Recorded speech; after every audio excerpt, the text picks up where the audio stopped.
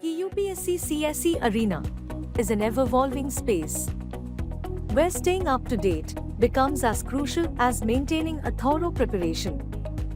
With strategic planning and holistic coverage for exam syllabus, Vision IS Delhi presents GS Foundation course. Avail analysis and integration of current affairs with GS syllabus. All India test series with an innovative assessment system, inculcating post-test analysis, discussion, all India ranking, and more. Explore the holistic learning modules intrinsically designed for the ideal aspirant.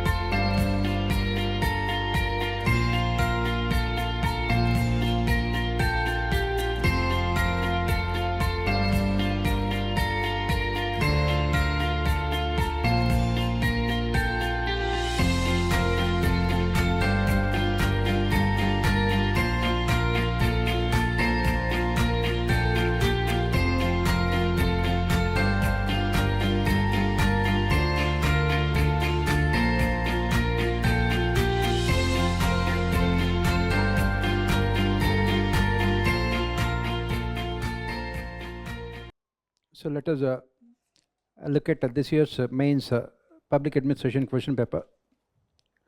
So what are our thoughts about the paper?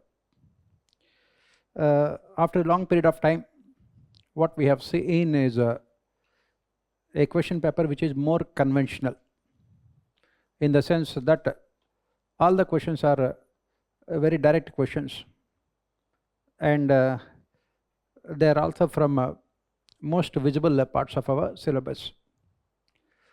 And secondly, the questions are also very simple, in the sense that it does not require much of analysis also. That is the reason why you can expect this year a good number of marks also in public administration optional. So let us look at the questions one by one, starting with the first one, section A.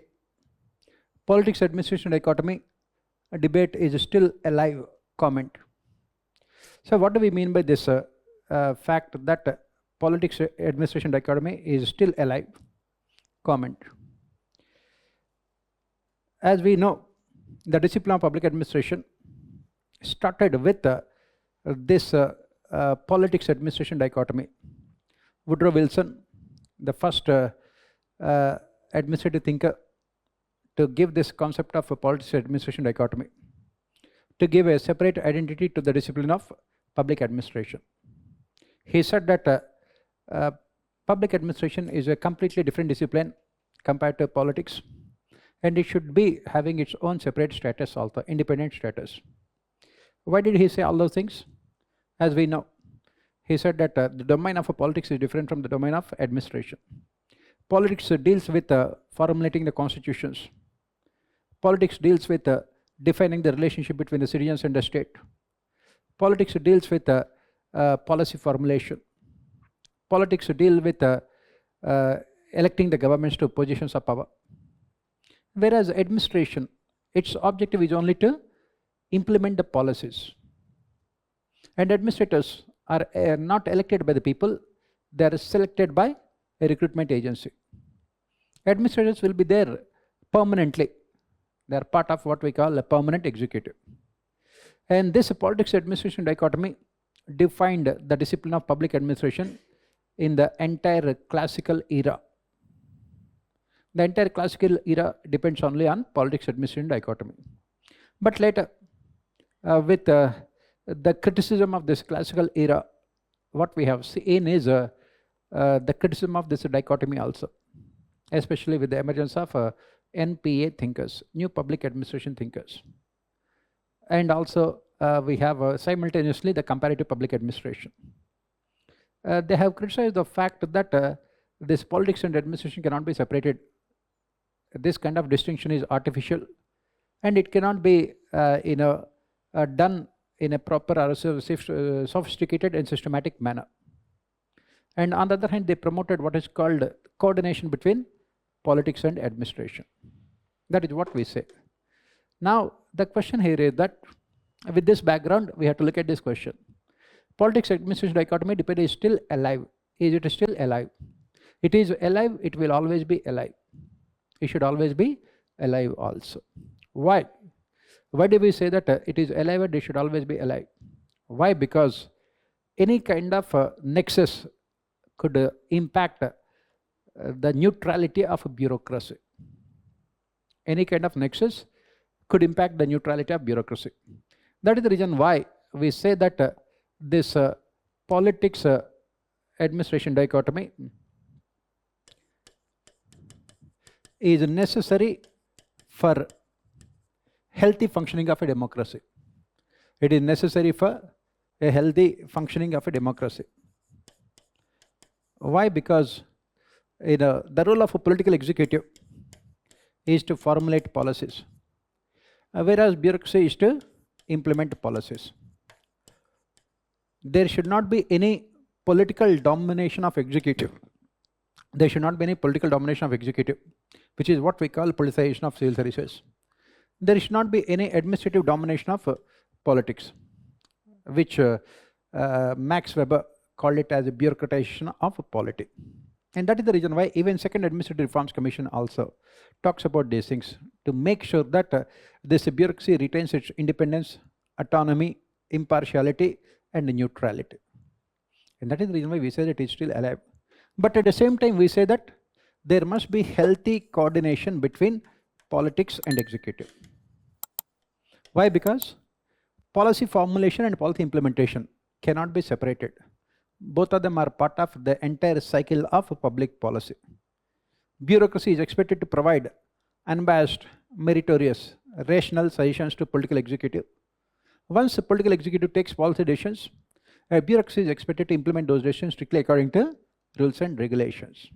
And that is the reason why, on the one hand, we need politics administration dichotomy, and also on the other hand, we also need coordination.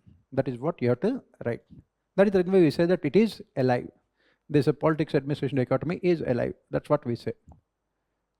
Then let us go to other questions. Formal organizations are made up of informal groups. Discuss. This is basically what we witness in Chester Bernard. Chester Bernard is a behavioral thinker. He was the thinker who had spoken about the significance of these informal organizations. Chester Bernard. And this is the statement we find in Chester Bernard. He said that these formal organizations are made up of informal groups. Again, why? What is the reason why these kind of statements are made? As we keep on saying, whenever we are writing answers, the focus should always be on why aspect of the question. Why did we say? For example, going back, what we say is that the objective of any organization is to maximize efficiency. If I have to write the answer, I will start with this statement. The objective of any organization is to maximize efficiency. Now, what did classical thinkers do? Classical thinkers gave importance to formal organizations. They gave importance to principles of organization. They gave importance to rationality of people at the workplace to maximize efficiency. They gave importance to the concept of rationality. They also gave importance to the physical structure. And that is the reason why in classical organizations, importance was given to the work than to the worker. They gave importance to the work rather than to the worker in classical organizations. And that is the reason why they have dehumanized organizations. And that is also the reason why they are a failure. Because once their basic needs are satisfied, workers are looking to satisfy higher level needs, social needs, self-esteem needs, which are not available in classical organizations. And that is the reason why they have been a failure. That is when Max Weber had come out with his behavioral theory of organization, wherein he said that organizational efficiency and organizational effectiveness are different. What is organizational efficiency according to according to Chester Bernard? According to Chester Bernard, organizational efficiency means ability of the organization to satisfy the needs of the people. Whereas organizational effectiveness means ability of the organization to realize its objectives. It can be profit maximization, it can be revenue maximization, it can be anything else also. And he said that this organizational effectiveness depends on organizational efficiency. That is where he spoke about two different types of incentives, general incentives and specific inducements that can be given to the workers to maximize their satisfaction levels. And that is where he spoke about the fact that organization is a social system consisting of dynamic human beings. And that is when he said that formal organizations are nothing but a combination of informal groups, because the objective is to satisfy their social and psychological needs. When people become part of organization, they are looking to satisfy their social needs. They want to make friends with others. As we study in general incentives, associational attractiveness based upon compatibility with associates. They also make friends because these friends can come to your rescue whenever you are in problems. And we also need this informal organization because that is needed to express our opinion, views, emotions, sentiments with other people. Because as human beings, we are social animals. And that is what Chester Bernard has said. And he said that, proved also that ultimately these informal organizations are the ones which can make formal organizations effective. How? When the leader of the formal organization gives an order, as we studied with Chester Bernard, that order can fall into different zones. It can fall into zone of indifference, where it is implemented. It can fall into zone of resistance, where it is rejected. It can fall into zone of uncertainty, where they are not sure about whether to implement the order or not. In Chester Bernard's organization, orders have to be implemented only on the basis of acceptance. And how to expand this zone of indifference? Use informal organizations. That is what we have to write here. Again, according to Bernard, for these informal organizations to be successful, what is required is they needed a formal structure within the informal organization. There should be a leader of the informal organization whose orders have to be accepted and implemented by the rest of the people also. These informal organizations also help in expanding this information to all parts of the organization. Very easily information can be percolating down to all levels thanks to informal organizations. That is what the next question also.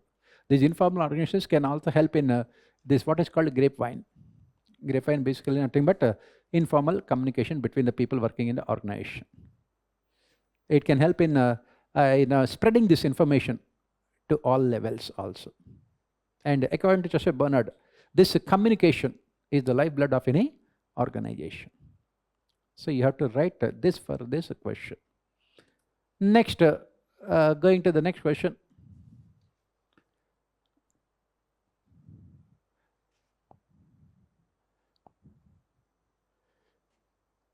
Grapevine is a necessary evil. Grapevine is a necessary evil. This grapevine we study as part of this topic on communication. There are different channels of communication. Formal communication from superior to subordinate. And there is an informal communication called grapevine. What is this grapevine? Grapevine is nothing but the communication that travels between the people in the organization irrespective of their hierarchical levels. Grapevine. And this communication travels very fast. For example, that is what as people also we know. If we know some secret about anyone else in the organization, unless and until we share that secret with others, we will never be able to sleep. And we like this kind of gossips. Grapevine. That is why it is called an evil also. It is necessary, and at the same time, it is also an evil also, right? It is an evil also. Why? Because any information can pass through. Any information which is not true can easily spread within the organization, can cause panic among the people, can cause havoc within the organization. Can we stop this grapevine? Not at all. Why it is necessary? Why this grapevine is necessary? It is necessary because, as we have discussed in the previous question, it is necessary because it helps in spreading the information very fast. For example, in an organization, 25,000 people are there. Imagine not having any of these computers and everything else in those days. This social media, anything else. How did the information pass so fast at all levels? Through grapevine. So, a clerk immediately comes to know about some information that he has, very secretive information. He has come to know about information that organization is planning to increase the salaries. Then immediately he will spread the information to everyone that he knows. Even before the formal communication reaches the lowest level, it must have reached through grapevine to all levels also. That is the advantage of grapevine. Because as we study again with Joseph Barnett in the previous question, as we have mentioned, communication is the lifeblood of any organization. And that is where this grapevine can really be very effective within organizations. And even within the government also, this grapevine plays a very important role. Because the government wants to test what is the mood of the people to any new policy. If they announce the policy and if there is so much of opposition to the policy, then what happens? The government will have to withdraw the policy in face of the stiff opposition. So what do? They will try to find about the mood of the people by informally communicating to the people about the policy through their sources. That is the reason why you have these journalists breaking news all the time. How did they break the news? Through their sources. Cabinet meeting is already going on and you will get the breaking news also on the television channels. How do you know? Through this grapevine. So that the government can gauge the mood of the people, find out about what they are thinking. And then if the mood of the people is good, they will immediately announce the policy. Otherwise, they will go back and say that no, it is not coming from us. We have not made any formal statement. It was only gossip. Either way, it is useful for the government also. That is the reason why we say that it is a necessary evil. Now, coming back here, after writing all these things, we have to look at the present situation. And what is the problem with the present situation? In the present situation, what we can see is that in the present situation, with the spread of social media, it has more of evil impact than being necessary. Why? Because the social media, there will be a spread of lot of misinformation. And especially we know these WhatsApp universities, they will give us all kinds of knowledge, unwanted mostly. Right? That is where it becomes problematic. That is where it becomes an evil. Then we have to talk about what should be done also. What should be done also. Recently the government also had come out with the fact-checking unit also to evaluate the facts. And Bombay High Court has said that this fact-checking unit violates Article 14 and Article 19 of our Constitution also. Right? Why? Because right to freedom of speech and expression and right to equality. So what is the solution then? Because it becomes very difficult in this age of social media to find out what is true and what is not. Even before we come to know about what is true, the news must have spread to all parts of the country, all corners of the country. And that is where we need some kind of proactive policies on the part of the government. That is the reason why you can see that these ministries and departments have become very proactive on social media, and they are also doing the fact check on their own. Recently, there was a controversy about the train accidents that were taking place in the country. Immediately, Minister of Railways had come and said that this is the fact, and this is being spread on social media. That is what the government can do, and that is what the government should also do. So this is what we have to write for this question. Next, let us go to the next question. Healthy headquarters and field relationship thrives on effective communication. Comment. This year, UPSC, most of the questions are related to communication only. Right? Healthy headquarters field relationship thrives on effective communication. So what is the question here? Let us try to understand what the UPSC is trying to ask us, find out from us. As we say, public policy. If you look at public policy,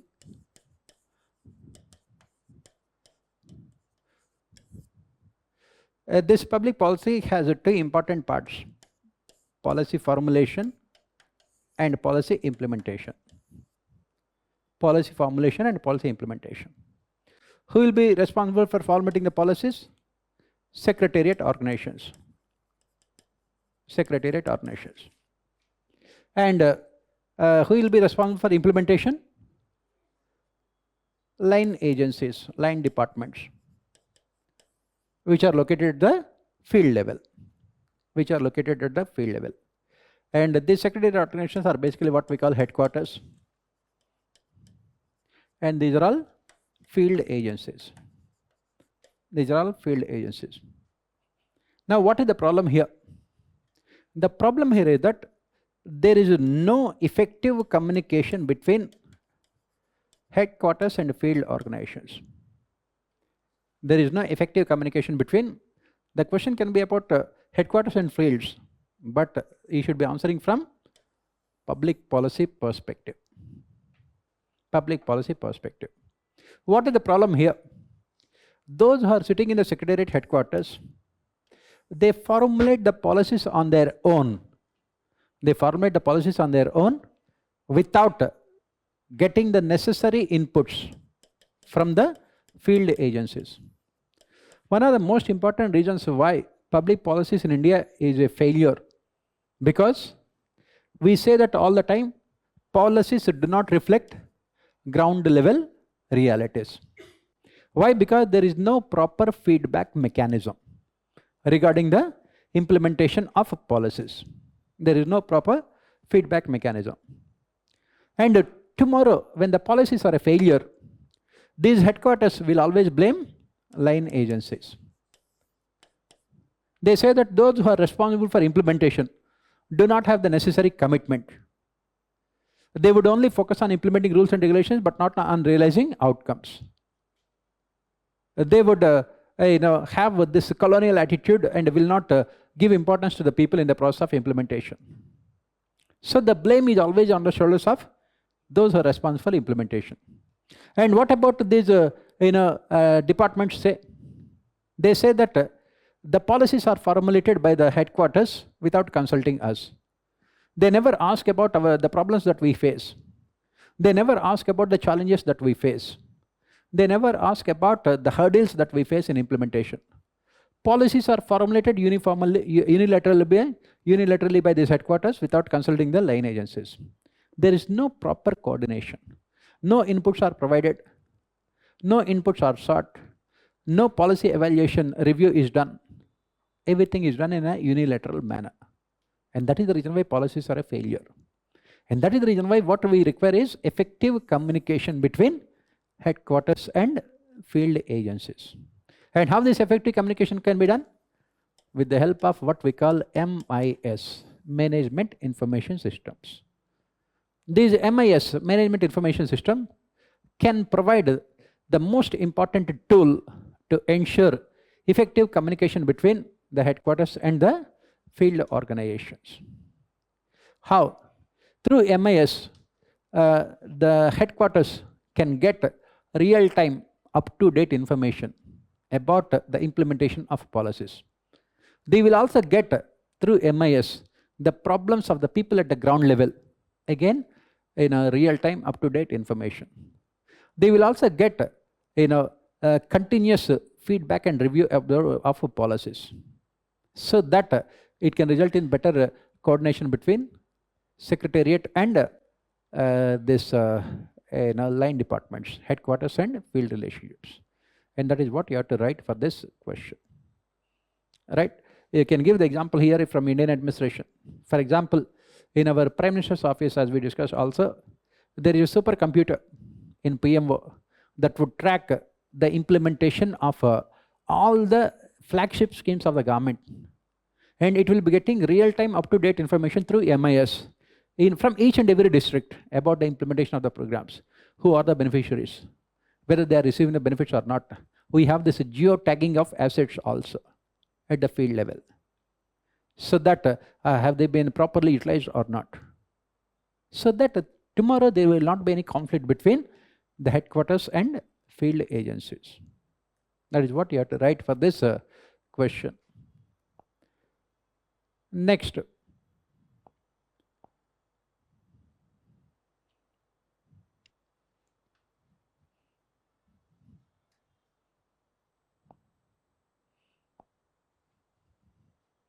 media has become more of a societal lens than institutional lens. Every year the question about media will always be there. So let us try to understand the question here. It has become more of a societal lens. Media has become more of a societal lens than institutional lens. So what do you understand by this statement? It has become more of a societal lens than institutional lens. Understanding the question is the most important thing in our public administration, all of you know. Once you understand, the writing answer is very easy also, right? It has become more of a societal lens than institutional lens. Lens means what? Mirror, right? So what the question says here is that media is focusing more on the issues related to the society than on challenges faced by the institutions. It is not focusing on the functioning of the institutions. On the other hand, it is focusing more on sensational issues that takes place in the society. Sensational issues.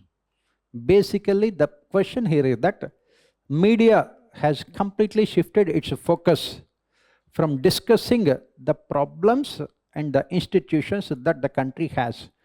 What are the problems faced by the institutions?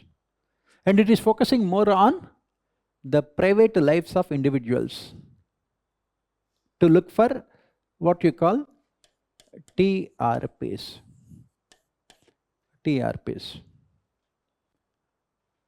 They are only looking for TRPs. When was the last time we have seen print media, for example, electronic media, discussing about the problems of, say, farmers, discussing about the declining standards of our parliamentary democracy, discussing about the functioning of our judiciary, discussing about the role of bureaucracy in our democracy. When was the last time the media discussed about the institutions? When was the last time? We have not seen that one. On the other hand, if what do we say in India about media in the last few years? It is revolving around individuals. It is revolving around megalomaniac people. It is revolving around the leaders. When they get up early in the morning, what do? What is the dress they are wearing? Where they are going? How does it really matter to us, all these things? On the other hand, they will be looking into the social life of these so-called page 3 people, the stars, film stars, cricketers, their life, their private life. Do they ever discuss about the problems of a villager at the ground level? When was the last time you have seen any media channel talking about those things?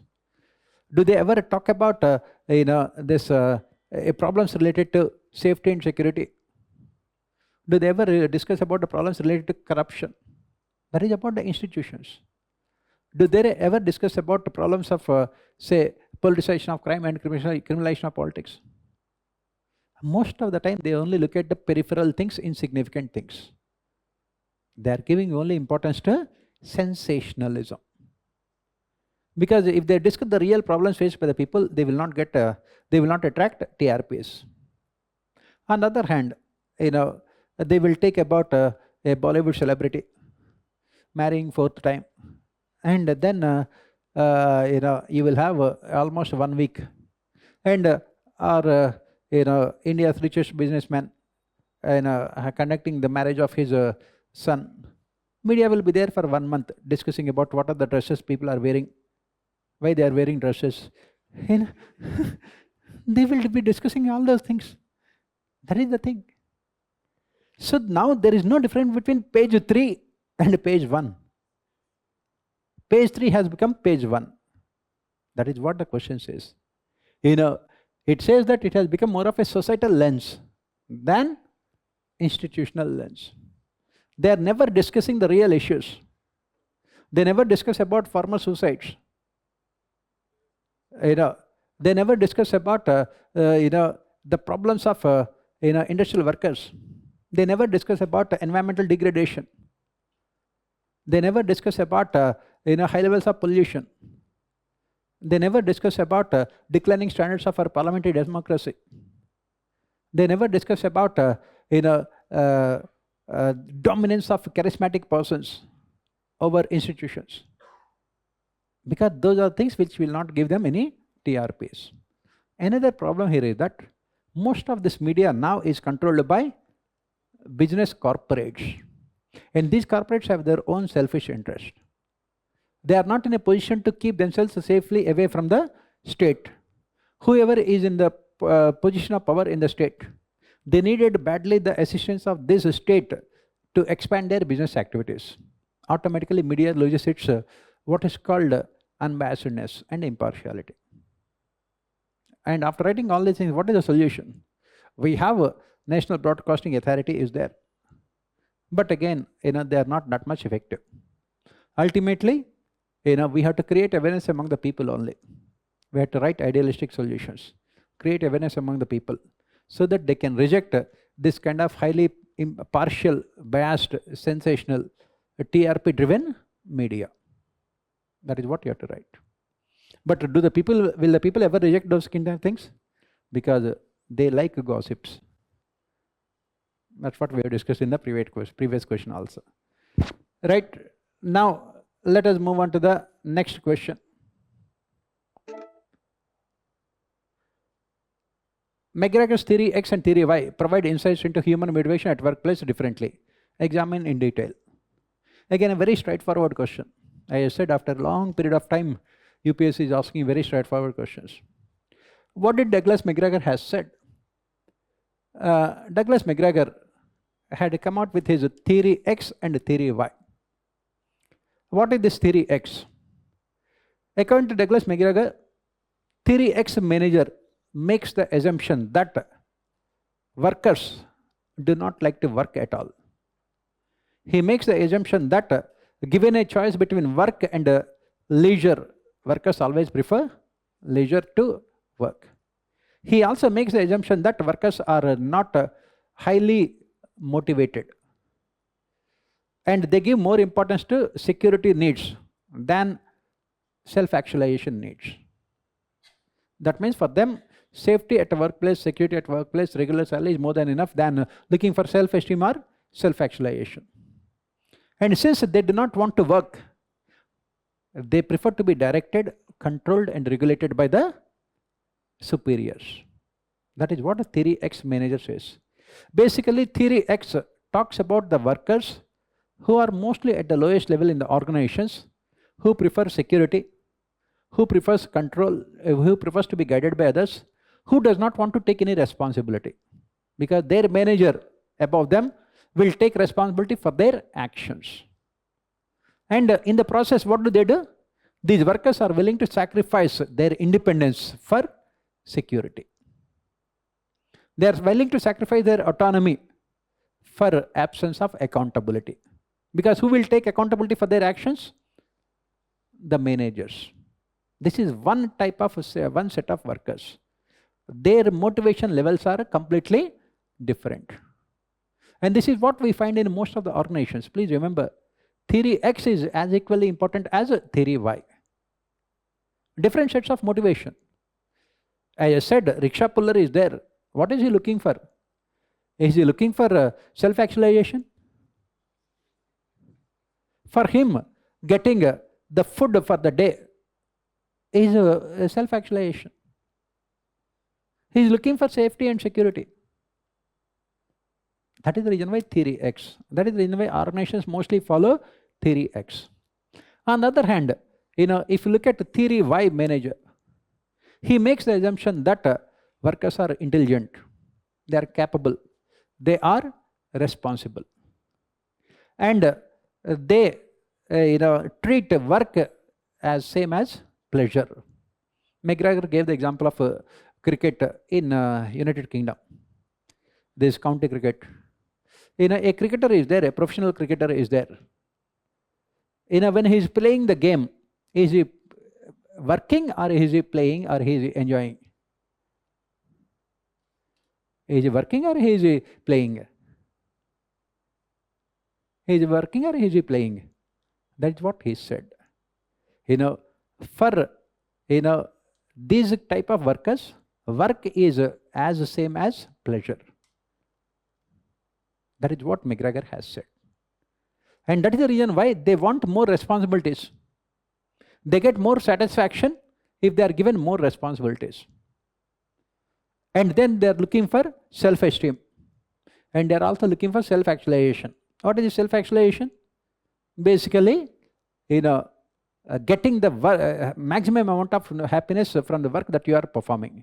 You are not looking for either rewards or awards or recognition or say status. For example, you are posted as an IAS officer in say very challenging district wherein people are extremely poor, and you are working for their upliftment, and you are not looking for anything else.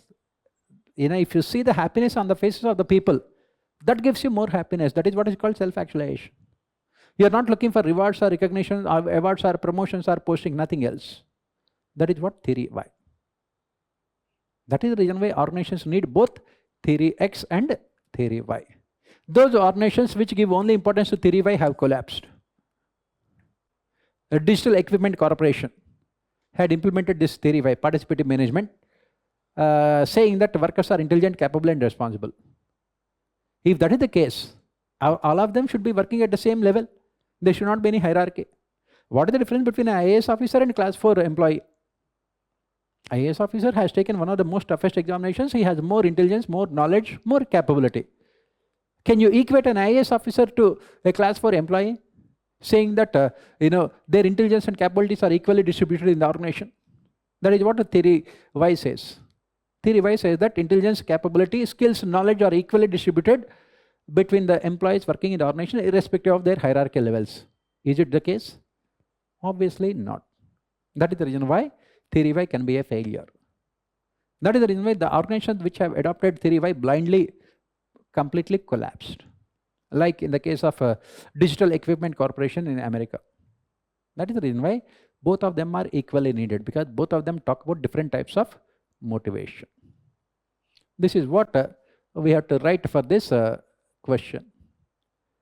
Next, let us move on to the next question. Good governance adds normative and evaluative attributes to the process of governing. Again, as I keep on saying, it is all about understanding the questions. The most important part of answer writing is all about understanding the questions. It adds normative and evaluative attributes to the process of governing. What do you mean by normative? What do you mean by evaluative attributes? Right? How both of them can be linked to good governance. That is what we have to look at. Normative means basically you are talking about values. Value related aspects. Good governance. Evaluative, basically it talks about performance appraisal.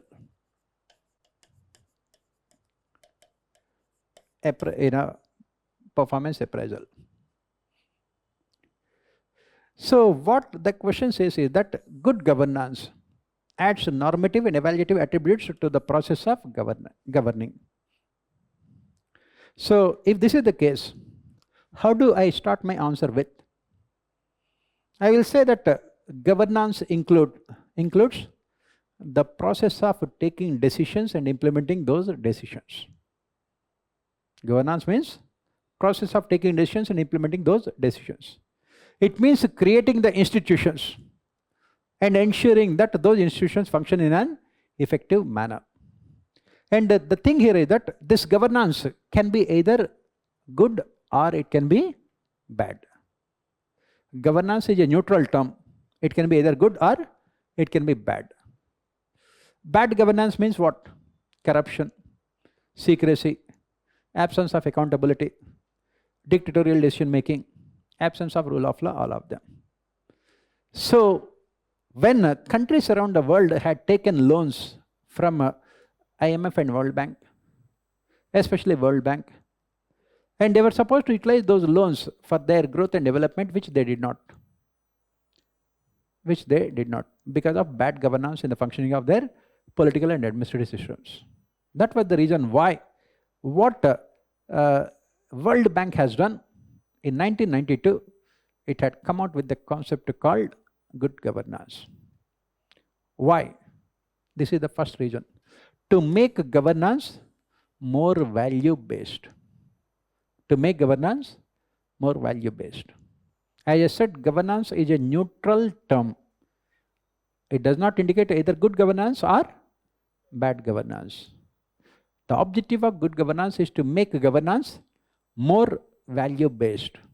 That is the reason why good governance talks about maximizing welfare for maximum number of people for longest periods of time. This is what we study in our ethics paper also, utilitarianism. Jeremy Bentham. That is, how can we do those things? How can we formulate policies and also implement policies in a more effective manner? That is where good governance talks about all the features. Whenever you are formulating policies, there should be participation of the stakeholders. There should be consensual decision making. There must be complete transparency and accountability in implementation. And you should always take into consideration rule of law.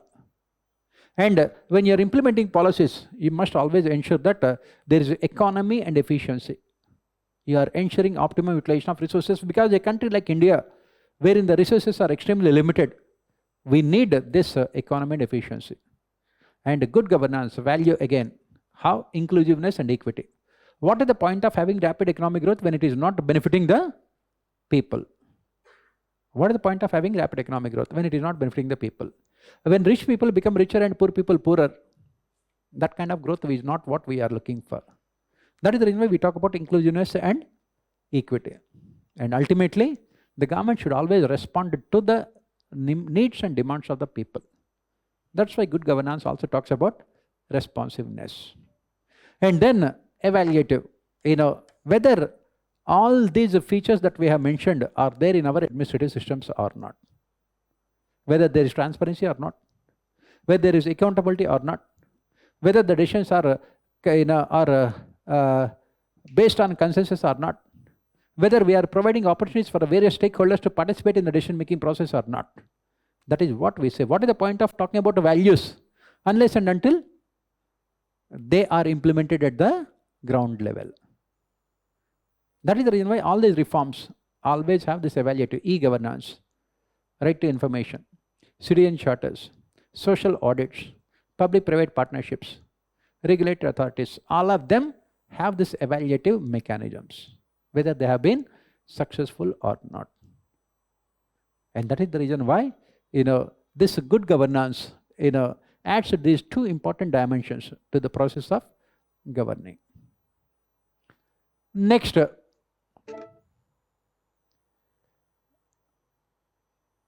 let us look at this next question. Regulatory authorities are independent and effective for controlling service delivery activities, but are subjected to extraneous factors. Do you agree? Give reasons. Every year, one question will always be there about regulatory authorities. So, why did these regulatory authorities come into existence in the first place? Why did regulatory authorities have come into existence in the first place?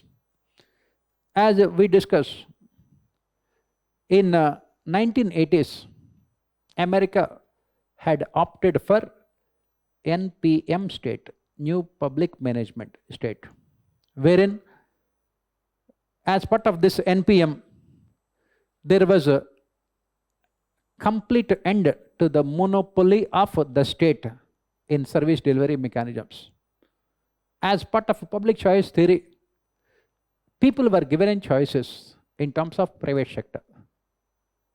But the problem here is that, as we keep on saying, this market, private sector and markets, they are not perfect. They can never be perfect also. The functioning of markets would always result in the emergence of monopolies and oligopolies. And they could impact the service delivery mechanisms. What is the reason why in the first place this NPM had come into existence? In the first place, this NPM had come into existence because of the failure of state monopoly.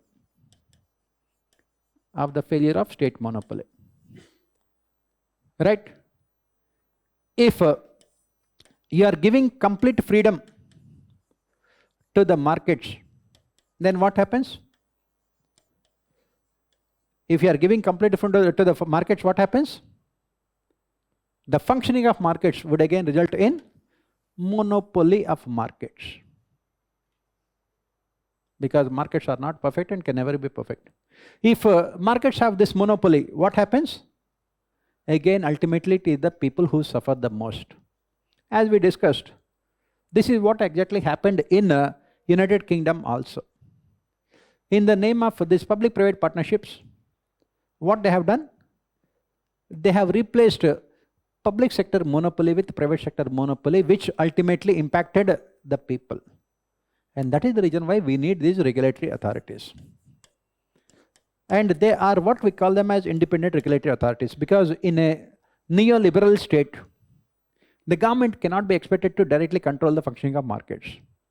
If the government directly controls the functioning of markets through licenses, quotas and permits, what happens? It is called socialism. So the government cannot directly control the functioning of markets. That is the reason why these regulatory authorities have come into existence. They were given independence. But the problem is that when you look at their functioning, they are not that much independent. That has impacted their functioning. We have to talk about all the problems faced by the regulatory authorities. For example, appointment of members. As we have discussed in our classes also, most of the time what is happening? Retired bureaucrats are appointed as members of these regulatory authorities. They had become nothing but parking lots for retired bureaucrats. Right? Those who do not have the skills, knowledge, capability are appointed as members. In the process, what happens? They lose the credibility of the market players. Second, problem with regulatory authorities is that these regulatory authorities are not able to function properly because of politicization in their functioning also. For example, take some of the regulatory authorities in India like SEBI. SEBI has failed to prevent this stock market scams. And the problem here is that there is no accountability in these regulatory authorities. RBI has failed to prevent there's a huge amount of NPS of these both the public and private sector banks, but there is no accountability. And SEBI has failed to prevent market collapses. There is no accountability. Telecom Regulatory Authority of India has failed to prevent the emergence of monopolies. Again, there is no accountability. This is where the problem is. Why there is no accountability? The government has not given them any autonomy also. Autonomy and accountability always goes together. These regulatory authorities, do they have any real powers? The problem is that they have the powers of a civil court. They can impose fines. If they are not paid, what can they do? Nothing. They cannot do anything. We have discussed about SEBI versus Sahara. Supreme Court had to intervene finally. That is where the problems with regulatory authorities. Ultimately, who suffered the most? People. In terms of very low quality service delivery mechanisms, and also they were forced to pay very high prices for it. Then you have to talk about what should be done. All those solutions. Right? Next.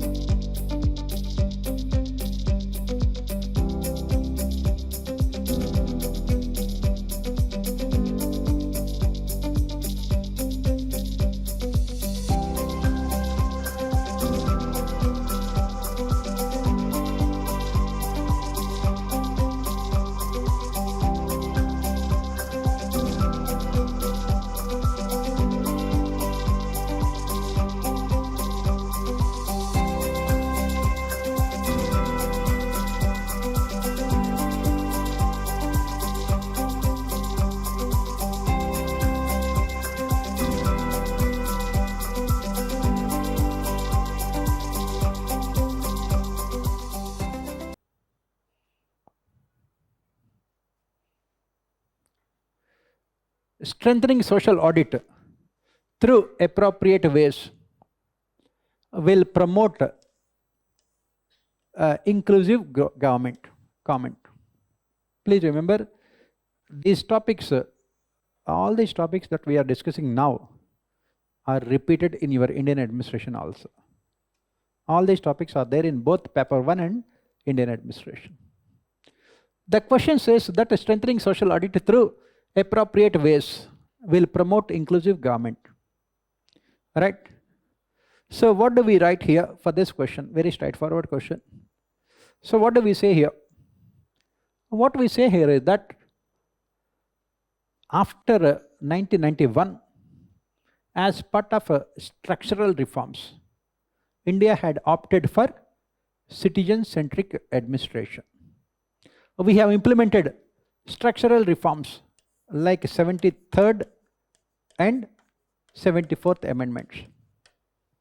And through 73rd amendment, what did we do? Through 73rd amendment, we have made Gram Sabha basic unit of administration. We have made Gram Sabha the basic unit of administration. That means it is the people at the lowest level who should be having the freedom and the power to take decisions related to utilization of resources. They must also have the freedom to implement those decisions, and more importantly, they should also have the freedom to evaluate performance. That is what is called citizen-centric governance. Citizen-centric governance. Now, how to perform all these activities? They have identified this social audit as an important instrument. As the name itself indicates, social audit means performance evaluation done by the society and specifically stakeholders. I am NREGA worker. I should have the freedom to see, I should have the power to see whether the money that is promised to me has been credited into my account or not. Why should someone else do those things? Why? Because the traditional auditing done by CAG has so many weaknesses. That is the reason why social audit has come into existence. There are so many weaknesses, like CAG conducts audit, which is mostly what is called regulatory audit. It conducts audit which is what we call legal audit. It conducts audit which is mostly post-mortem in nature. And it conducts an audit which does not include beneficiaries. And more importantly, CAG audit is restricted only to economy and efficiency. Whereas in development administration, what is required is effectiveness and equity. And how to achieve all those objectives? Through social audit. And more importantly, in social audit, we also have this facility called concurrent audit to reduce corruption, to eliminate the scope for corruption. But all these revolutionary reforms are mostly on paper because of so many weaknesses. So many weaknesses. For social audit to be successful, we need outcome budgets. We need citizen charters. We need awareness among the people. We need effective implementation of RTI to make sure that people have a real-time information about the finances to be spent by the government on a particular scheme. And more importantly, we need radical changes in the attitudes of our bureaucracy, wherein they must consider themselves as servants of the people, not as their masters. And these social audit committees, consisting mostly of the beneficiaries, do not have any skills and knowledge about administration.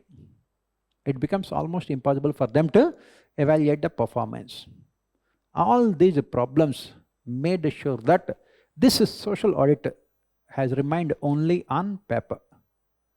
But the government also has recognized these weaknesses. That is the reason why recently the central government has mentioned, has come out with a legislation, has come out with a measure that they will not release funds to the state governments under NRAGA unless and until the state governments submit the reports of social audit committees. That means giving legal status to social audit. Meghalaya had become the first state to provide legal status. Other reforms are also needed. We must change the Civil Services Conduct Rules and Regulations 1959 and 1964 to make it mandatory that the promotions, transfers and the postings of a civil servant should be based on their performance evaluated by social audit committees. We need to protect whistleblowers. We must adopt outcome budgets. We must have citizen charters mandatory for all developmental and welfare schemes. This is what you have to write for this question. Next,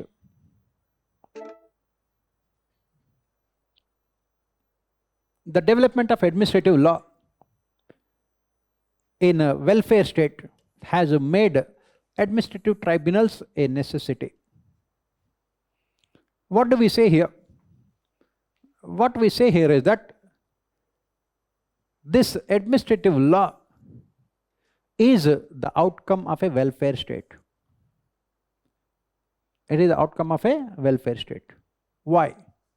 Why? Because in a welfare state, the state is expected to perform multiple functions compared to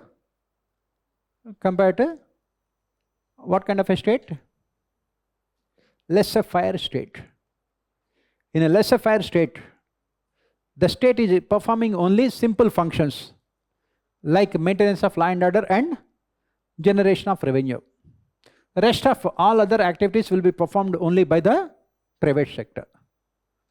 But as opposed to this laissez-faire state, we have a welfare state wherein the state is expected to perform multiple functions, from allocating resources, producing goods and services, implementing the schemes, bringing about socio-economic transformation, and distributing the output, and empowering the people at the lowest level.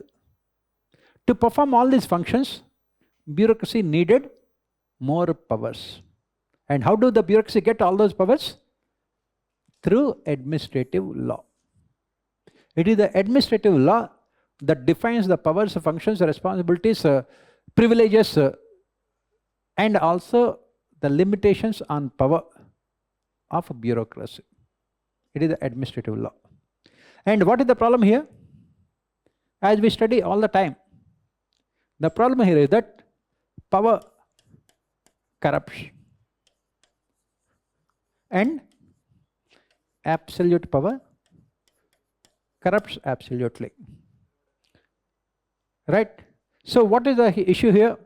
Through administrative law, you are giving extensive power to bureaucracy. If the limitations are not there, then what happens? It can result in bureaucratization of a polity. It can lead to what is called, neo-despotism, as Max Weber called it. New dictators. Neo means new. Despot means dictator. So we must control, we must regulate, and we must also fix accountability, and we must also ensure what is called effective grievance redressal mechanisms. Effective grievance redressal mechanisms for citizens. And how all these functions are performed? With the help of administrative tribunals. These administrative tribunals are what we call it as the grievance redressal mechanisms. They are the grievance redressal mechanisms. They are the ones that would make sure that bureaucracy would not misuse their powers. That would make sure that bureaucracy would not cross their limits. That would make sure that in case a bureaucracy crosses their limits and misuses their power, people have the necessary, necessary administrative mechanisms to protect their interests. Because as we keep on saying all the time, administrative law should always function under rule of law. In rule of law, it is all about sovereignty of the citizens. That is the reason why wherever we have administrative law, we have these administrative tribunals. We have these administrative tribunals. Within the government, we have these tribunals in the form of CAT, Central Administrative Tribunal. Why? Because bureaucracy has to work under politicians. In order to make sure that they function in an independent, unbiased, impartial manner, they needed grievance redressal mechanisms. You are a very sincere, honest bureaucrat. You have been transferred. You have not been given good posting. Your promotions have been stopped. Then you can always approach the tribunals.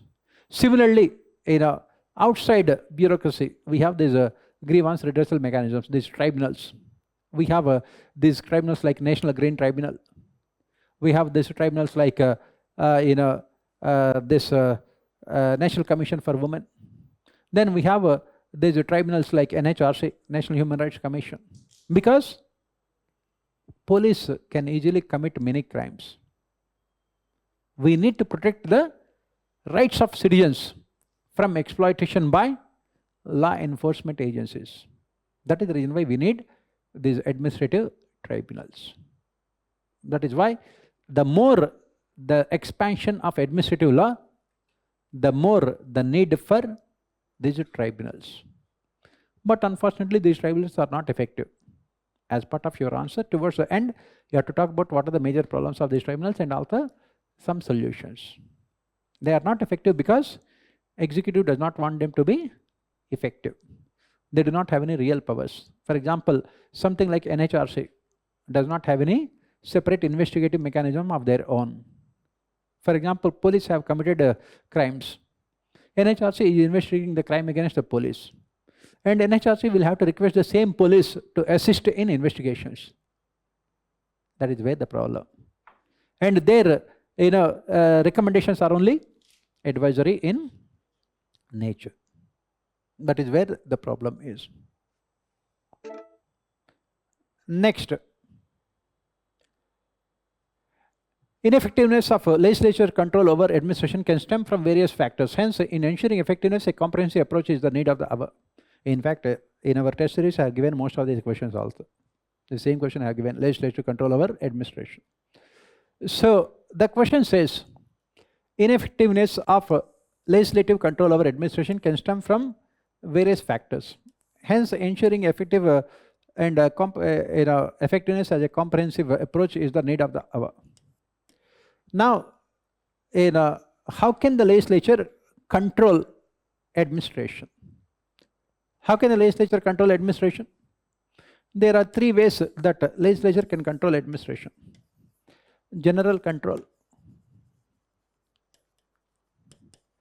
General control, basically on the floor of the house, making the governments accountable. And then specific instruments. What are specific instruments? 0 hour, question hour, passing of bills, and adjournment motions. These are all specific instruments used by the legislature, and passing of budget, financial control. And third, through parliamentary committees. Through parliamentary committees. Through parliamentary committees. And what is the problem here?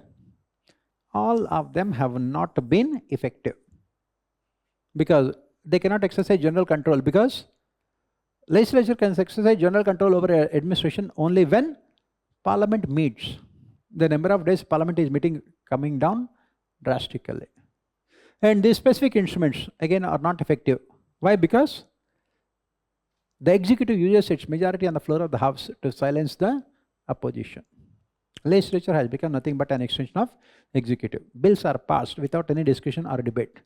Budgets are guillotined, and a question hour is routinely suspended. And parliamentary committees. Again, these parliamentary committees have so many weaknesses. Most important being the recommendations are only advisory in nature. They are only advisory in nature. That is the reason why we need control, effective control exercised by the legislature over administration. And the solutions are also, we know all of them. As I said, this question can be asked, the same question can be asked in your Indian administration also. Right? We have to write about all the solutions that we discuss for parliamentary reforms. For example, a parliament has to meet at least for 125 days in a year. And it should be made mandatory that any bill that is being introduced by the government should be sent to the select committees of parliament before it is being passed. When members of parliament are voting on the bill, political parties should not be allowed to issue whips. And we must make changes to anti-defection law so that the members can express their opinion in an impartial and unbiased manner. And this guillotine should be removed from parliamentary practices. Let the parliament discuss the demand for grants of all the 57 ministries before they are being voted upon. And then parliamentary committee reforms. The government must submit an action taken report regarding the recommendations made by parliamentary committees. You can write all of them. Next,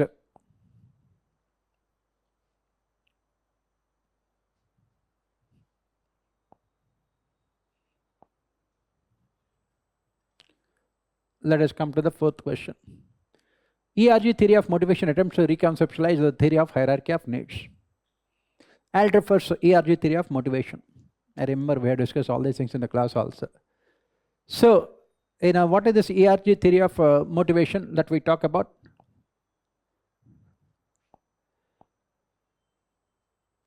Abraham Maslow spoke about the hierarchy of needs. At the lowest level, you have physiological needs.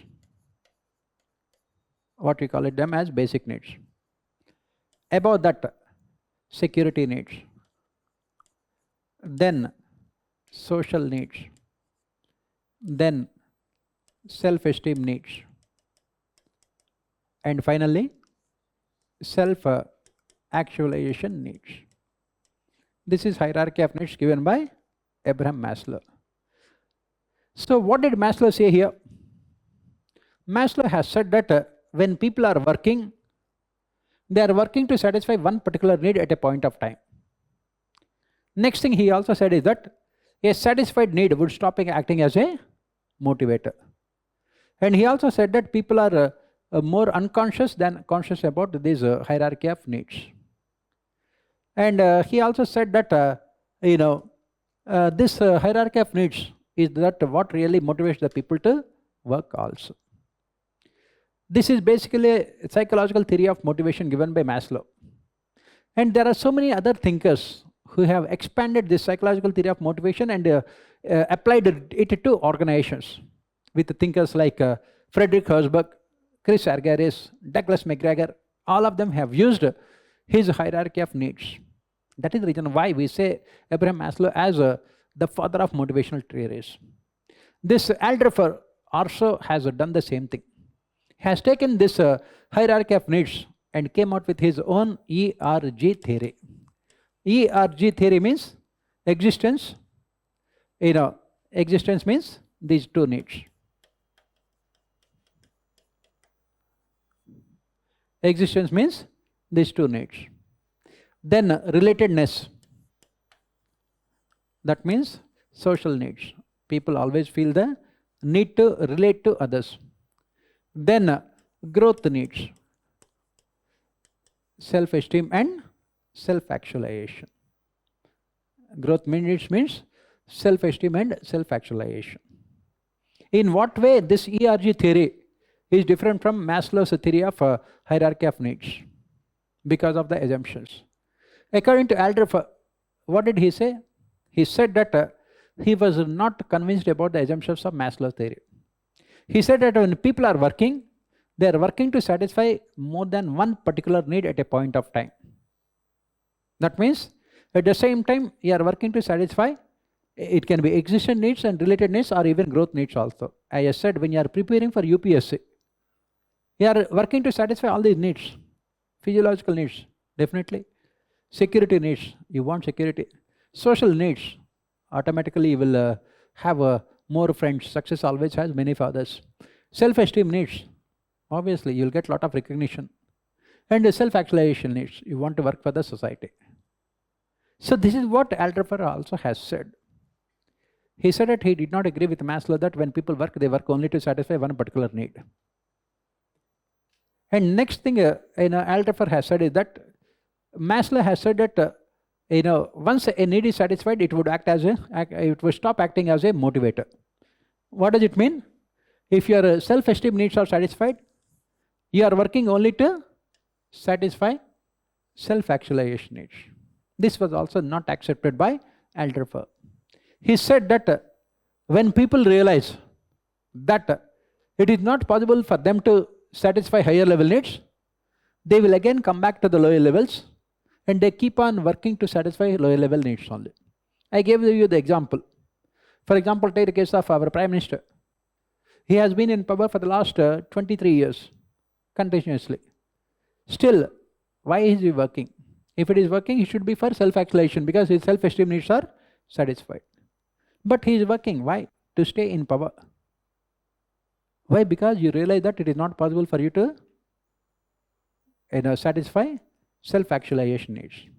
A self-actualized person is a person who is working only for his inner happiness.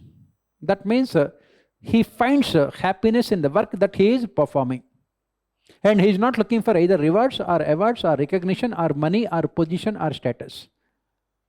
But when these leaders realize the fact that it is not possible for them to become self-actualized, they come back to the lower level and keep on working there only. That is what Alderfer has said. I gave you the example of Mukesh Ambani. His self-esteem needs are fully satisfied. But still, why is he working? Because he has realized that it is not possible for him to achieve self-actualization. And Amitabh Bachchan at the age of 83, 84, why is he working? Again, self-esteem. That is what we say. That is what Alderfer's theory is about. Next, for every question we are going back to all these things.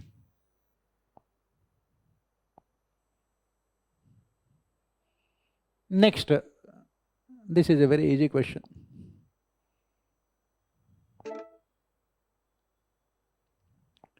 Scientific management and human relations theory are Two distinct approaches for improving efficiency and production. Explain. Very innocent questions, simple questions that we don't expect UPSC to give. We think that UPSC standards are much higher. But again, fine, we are more than happy with this kind of questions. Scientific management and human relations are the two distinct approaches for improving efficiency and production. As we studied, this scientific management theory was developed by Frederick Taylor at a time when industrial organizations were facing problems of economy and efficiency. It was also developed at a time when the societies were backward. People were poor and they were looking to satisfy their basic needs. Roti, kapada or makan. And that is the reason why this scientific management theory had become extremely successful. Because this scientific management theory had helped the people to satisfy their basic needs. It says that work as per the orders given by your superior, one best way of performing the task. Get as much money as you want. It makes the assumption that human beings are only motivated by monetary incentives, which is also to some extent true also. Then what happened? After the scientific management theory had become successful, people have this misconception that the failure of scientific management theory resulted in the emergence of human relations theory. No. It is the success of scientific management theory that led to the emergence of human relations theory. Through scientific management theory, the basic needs of people, physiological needs, security needs are satisfied. Once they are satisfied, they are looking to satisfy higher level needs, what is called social needs and self-esteem needs. Does scientific management theory provide them opportunity to satisfy their social needs? Why? Because scientific management theory dehumanized people at organizations. It is criticized as a mechanistic theory of organization where it has converted human beings into machines. And that is where this human relations theory has come into existence. It says that to treat them as human beings but not as machines. Provide opportunities for them to satisfy their sociological needs. Give opportunities for them to have that self-esteem, recognition, prestige, status, honor within the organization. They will work more for the organization. Both of them are distinct approaches. And after writing all these things, you have to talk about a combination of both. You say that for any organization to succeed in the long term, we need both the scientific approach, management approach as well as human relations approach. Both of them are equally important and both of them cannot be implemented independently. We need a combination of both scientific management and human relations approach. Through scientific management, you have to give importance to their monetary incentives. Through human relations, you have to give importance to their social and psychological needs.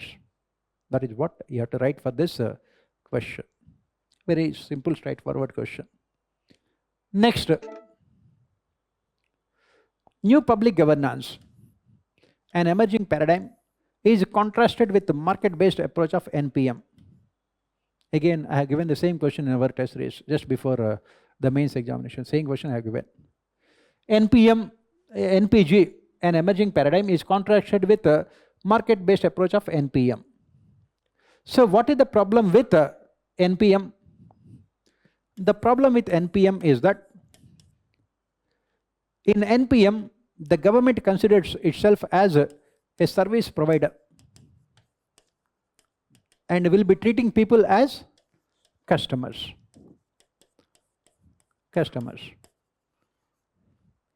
Now what is the problem here when you are treating people as customers? That means you are catering only to those sections of society who have the capability to pay for services. That is what we say. In economics, we say demand means desire plus ability. So in NPM, what we see here is that the basic problem is that it is treating people as customers. And what about those sections of society who cannot pay for the services? What do? What should they do? That is the reason why NPM has so many limitations. This failure of NPM led to the emergence of a NPG approach. And this NPM also has resulted in some kind of nexus between the government and the state through public-private partnerships. It led to crony capitalism. Ultimately, who suffered the most? People. That is the reason why NPG has come, New Public Governance. What this New Public Governance says? It says that people are neither subjects, they are neither subjects, which is what we find in welfare state. In a welfare state, the government treats people as subjects to be governed without giving them any kind of opportunity to participate in governance, a top-down centralized approach without any accountability mechanisms. This is basically what you find in NPA. And in NPM, people are treated as customers with focus on economy and efficiency. So when it was felt that both this NPA and NPM have their own weaknesses and limitations, that is when this NPG has come into existence. What does this NPG do? It says that the people are neither subjects nor customers. Then who are they? People are citizens. It says that the people are citizens to be empowered. They are neither subjects to be ruled nor customers to be served, but they are citizens to be empowered. That is what NPG talks about. NPG goes beyond NPM, and that is the reason why NPG talks about many other things. It talks about participation. NPG talks about participation. Then it talks about transparency. It talks about equity. It talks about inclusiveness. It talks about accountability. It also talks about economy and efficiency. Ultimately, NPG, as we say, is equal to NPA plus NPM, because NPA talks about effectiveness and equity, and NPM talks about economy and efficiency. NPG talks about all of them. That is what we have to write for this, right? That is the reason why we say that as part of NPG, we must adopt multi-actor paradigm model. We must convert public-private partnership into public-private people panchayat partnership. That is what you have to write. So this is about this question. Let us move on to the next question.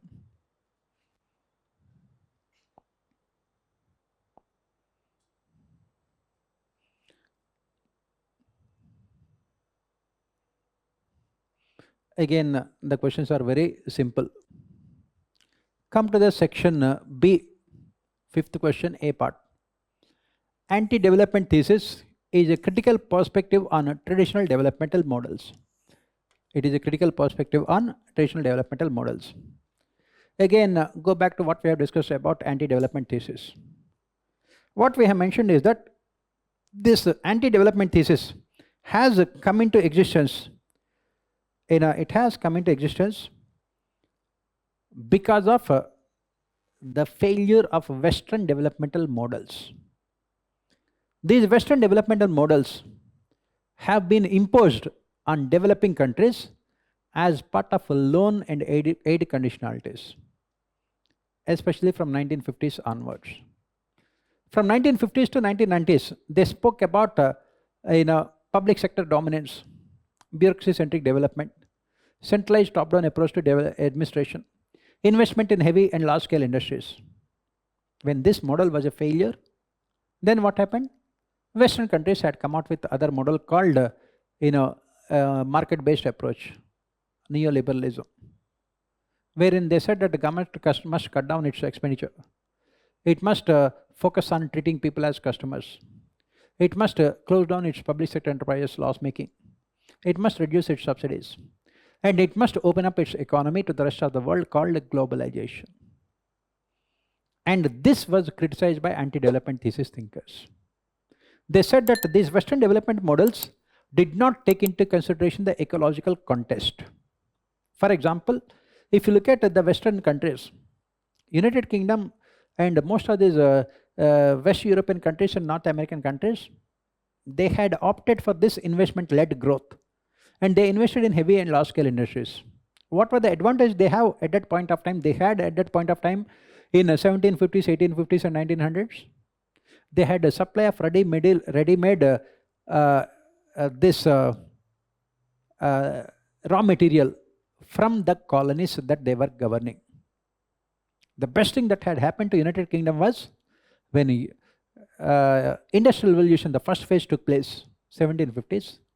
That was the time when East India Company occupied Bengal province. Second phase of Industrial Revolution, when it took place in 1850s, that is when British government had complete control over India after the first war of independence. And that was the reason why their Industrial Revolution was successful, not because of anything else, because they had a ready-made raw material and a cheap labor available from their colonies. In 1950s, Western countries suggested this kind of model for developing countries. What happened?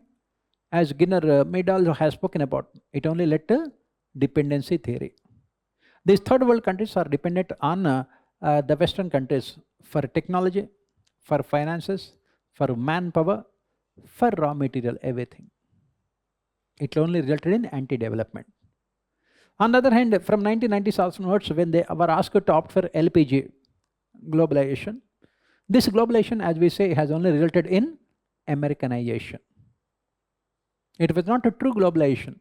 True globalization means two-way communication, two-way traffic, but it was only Americanization. That is what anti-development thesis thinkers have mentioned. And this is what you have to write.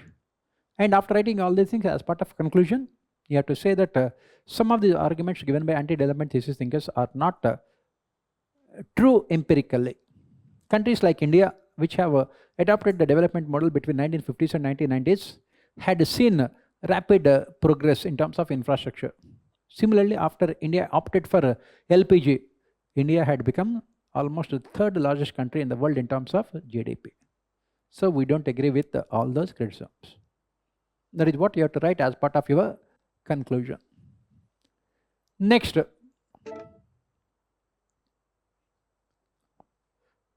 civil servants should be allowed only to cast a vote or to participate in the electoral process of the country. Examine.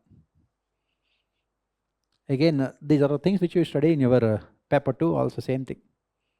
What does it say? The question says that the only political freedom a civil servant must enjoy is only to cast vote and to participate in electoral process.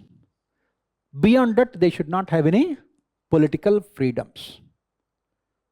What are the other political freedoms? Can they join political parties?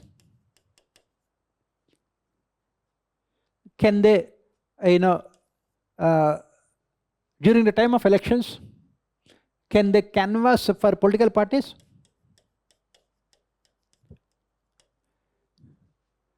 Can they display their political affiliations in public, saying that I am a BJP person, I am a Congress person? Can they openly side themselves with the politicians? Like when you see the Chief Minister or Prime Minister coming, going and touching the feet as district collector. Can you do those kind of things? That is what the question says. Can they write articles in newspapers as a civil servant expressing their political opinions? They cannot. That is what the question says. The only freedom that they have is voting in elections and participating in the electoral process. How to participate in the electoral process? By conducting elections. By conducting elections. Right? Beyond that, they should not have any kind of political freedoms.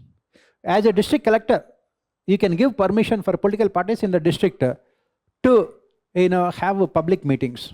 Because if any political party wants to have any public meeting, the permission must be taken from the collector. As a district collector, you can give political parties permission to have rallies in your district, rallies of your leaders. That is the political process. That is what participating in the electoral process. It does not mean that asking the people to vote for a political party and distributing campaigning material of the political party in your vehicle. That is not. Why this is needed? Our constitutional makers had given highest responsibility to our civil servants. And to perform those functions, they needed political neutrality. That is the reason why this question is asked. What happens with the absence of political neutrality? It can lead to politicization of civil services. And that is what the country has witnessed after the emergency was imposed. That was when the then Prime Minister had openly asked the civil servants to be committed to the ideology of a ruling political party in power. That would lead to politicization of civil services. And that is the reason why none of them are allowed. Under the Conduct Rules and Regulations 1959, none of them are allowed. Right? Next.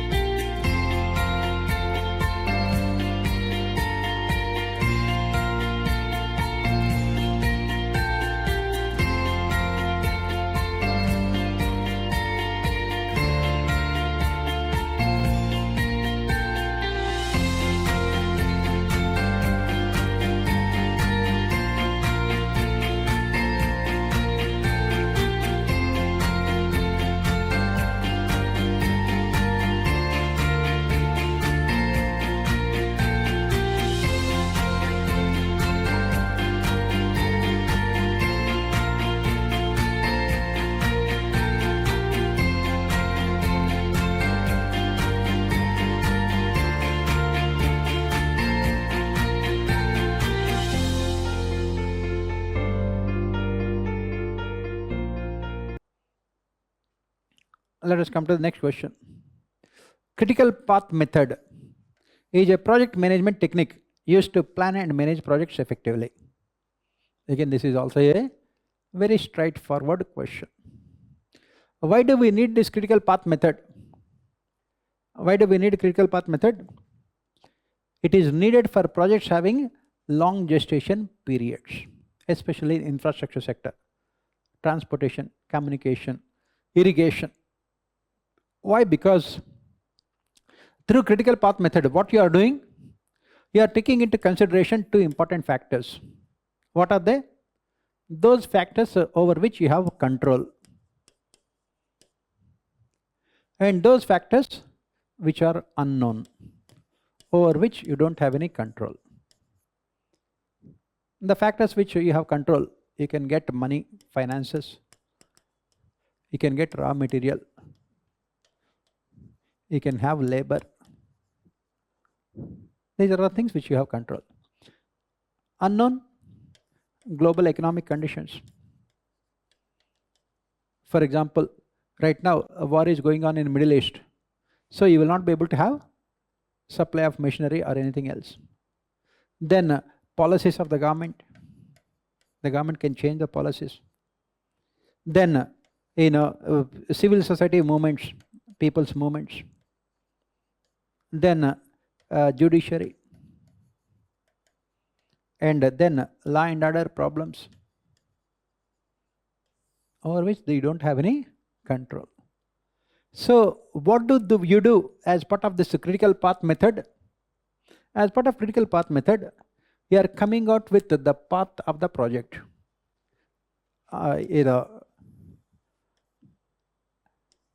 You take here the time period, first year, second year, third year, fourth year, fifth year, like this 10th year. Here you take the amount of money to be spent and the work to be completed. First year you are spending 1000 crores. 10% of work should be completed. 10th year, you are spending the last 1,000 crores. 100% of the work should be completed. And this is what we call the critical path. This is what we call the critical path. And why it is called a critical path? It is critical to ensure the success of the project. For example, if after the third year, at the end of the third year, you must have spent 3,000 crores and completed 30% of the work. Suddenly, when the project started, from second year onwards, you have problems. Civil society organizations are agitating against your project.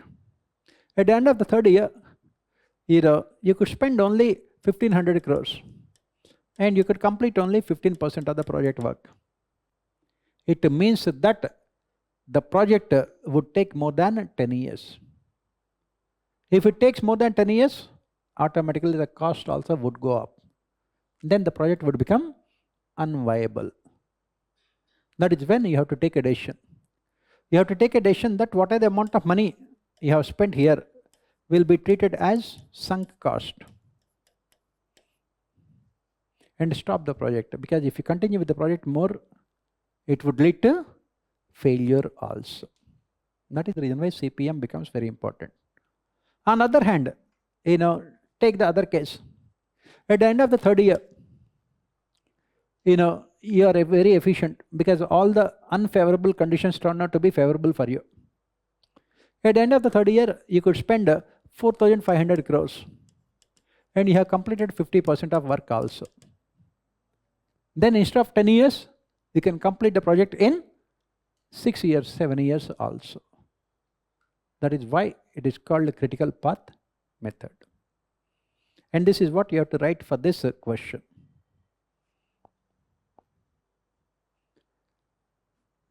Then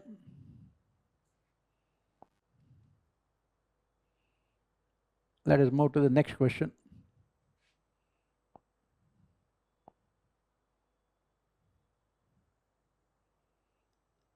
Auditing is not about finding faults. It is not about finding faults. It is about ensuring the accuracy and integrity of financial information. This is what we criticize about auditors. They are mostly acting as a fault-finding institutions, but not fact-finding institutions. That is the criticism against CAG. It is acting more like a fact-finding institution, but not a fault-finding institution. Right? So the question here is that as long as auditing is restricting itself only to fault-finding, it would never be able to perform its job. For example, as we keep on saying all the time within the government, importance is always given to implementing rules and regulations. Why? Why importance is only given to implementing rules and regulations? Because of auditing. The moment you violate the rules and regulations, what happens? Auditor will find fault with you. On the basis of the report submitted by the auditor, you will be suspended. And that is the reason why it should not be about finding faults, whether you have followed the rules and regulations. It is about ensuring the accuracy and integrity of a financial information. What the auditor must make sure is that the amount of money spent by the bureaucracy is spent in an efficient manner. Rules and regulations are only the means. They can never become the ends in themselves. Auditor must go beyond rules and regulations, look at the much larger picture, whether the concerned bureaucrat, while implementing the policy decisions, has ensured financial integrity or not. Does it mean? What does it mean? It means that he has taken decisions in a creative manner that can go beyond rules and regulations, and also in the process protected the finances of the government from getting degenerated or from getting unnecessarily spent on wasteful purposes. That is the reason why auditor's job is to go beyond mechanically ensuring compliance with the rules and regulations. I gave you the example also in our classes, if you remember. This is what I gave you the example. There was a very dynamic civil servant, IAS officer, who was made the head of a public sector enterprise. And with his innovative ways, he could make sure that that loss-making public sector enterprise was transformed into a profit-making one. After auditing was done, he was suspended. Why? Because he has violated rules and regulations. That is the reason why these kind of questions will be asked. Next, the study of public administration must include its ecology, comparative public administration. People like Robert Dahl, Farrell Hedy, John Gauss, and of course George Fredrickson, then Fredericks, all of them have spoken about the importance of ecology. Why? Why? Because unless and until we know about the ecological settings of a particular locality, you can never come out with what is called a universal theory of a public administration. What is the reason why classical thinkers have failed? Why classical thinkers have failed? Classical thinkers have failed because they had studied only one particular system, one particular country, one particular environment. They only studied Western, industrialized, capitalist, developed countries. Western, industrialized, capitalist, and developed countries. And that is the reason why they believed that Max Weber's bureaucratic theory of organization can be universal. Why?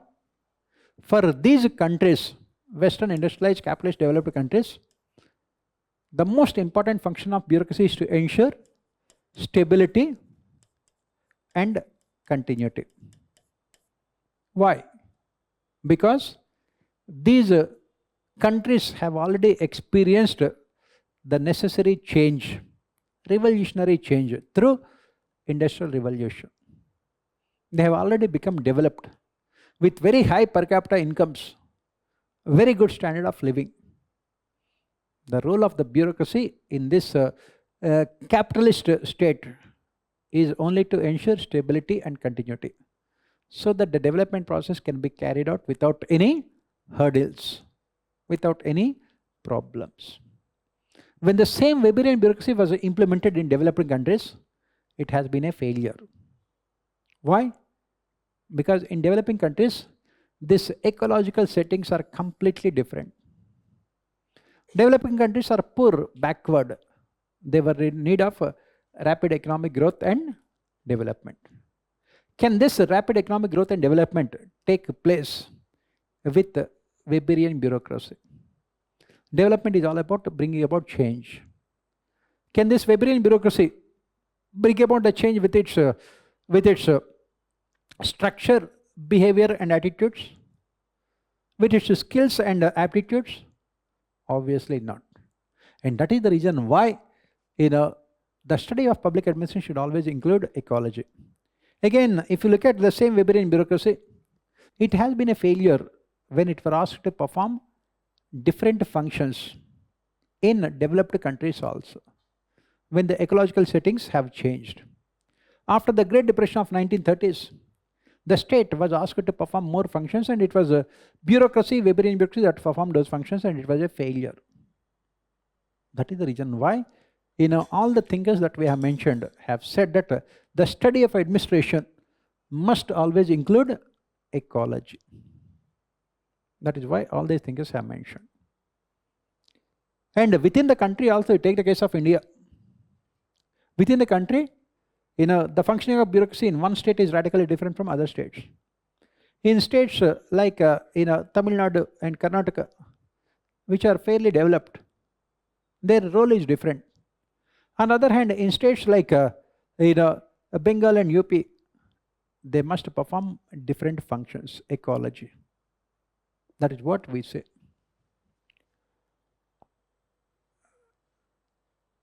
Next,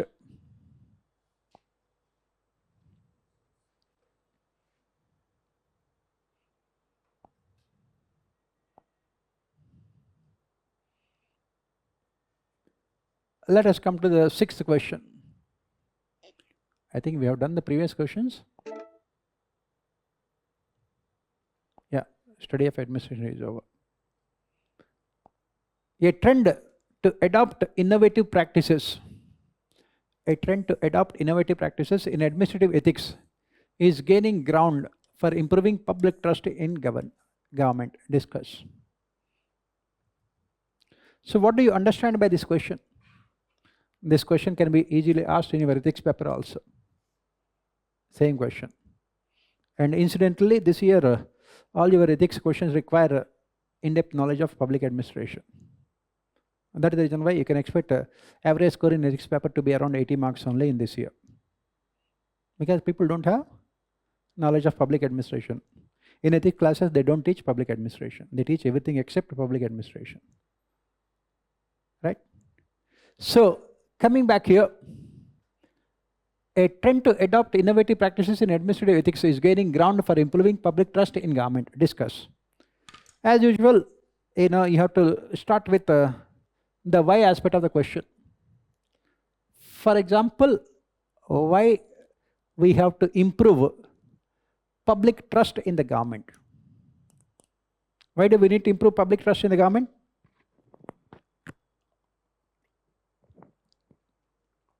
Because there is an increasing awareness.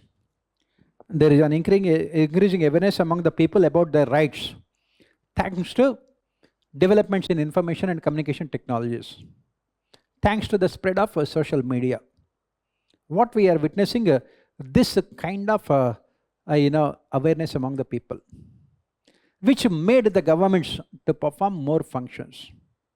When the governments are performing more functions, when the governments are implementing more schemes, when the governments are coming out with more programs, success of all those programs and schemes depend on participation of people. And when do people participate? Only when they have trust in the government. People will participate only when they have trust in the government. How to improve the trust? How to improve the public trust in the government? And that is where we talk about innovative practices in administrative ethics.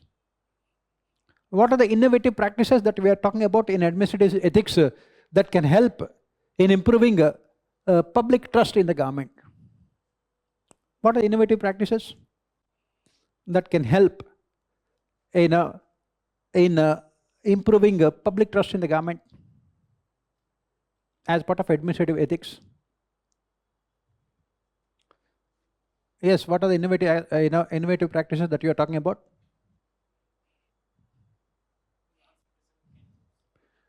Yes, we are moving towards what is called citizen-centric administration as part of these innovative practices. Like what? Citizen charters. Citizen charters. You are using e-governance to improve quality of service delivery mechanisms so that people have more trust in the government. E-governance. Then you are adopting a multi-actor paradigm model in public policy formulation. For example, you can see that Gram Sabhas are asked to take decisions related to setting up of industries in their localities. This is innovative practice. Earlier the decisions were imposed on the people. Now we are asking the people. Similarly, you are adopting the social audits. You are adopting social audits, asking the people to evaluate the performance of the government and also fix accountability on the part of bureaucracy. These are all innovative practices. Similarly, you are trying to ensure transparency in governance by implementing RTI legislations. And similarly, you are focusing on outcome budgets to fix accountability on the part of bureaucracy. To fix accountability on the part of bureaucracy. You can see for almost all the questions we are only repeating the same thing. Right? The entire public administration is about playing with the words, nothing else. Then let us move on to the next question.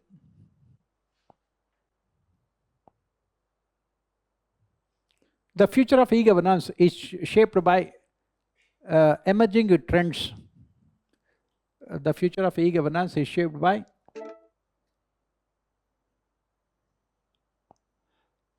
emerging trends for making government services efficient and accessible. The question says that this e-governance, the success is shaped by emerging trends for making government services efficient and accessible. Analyze.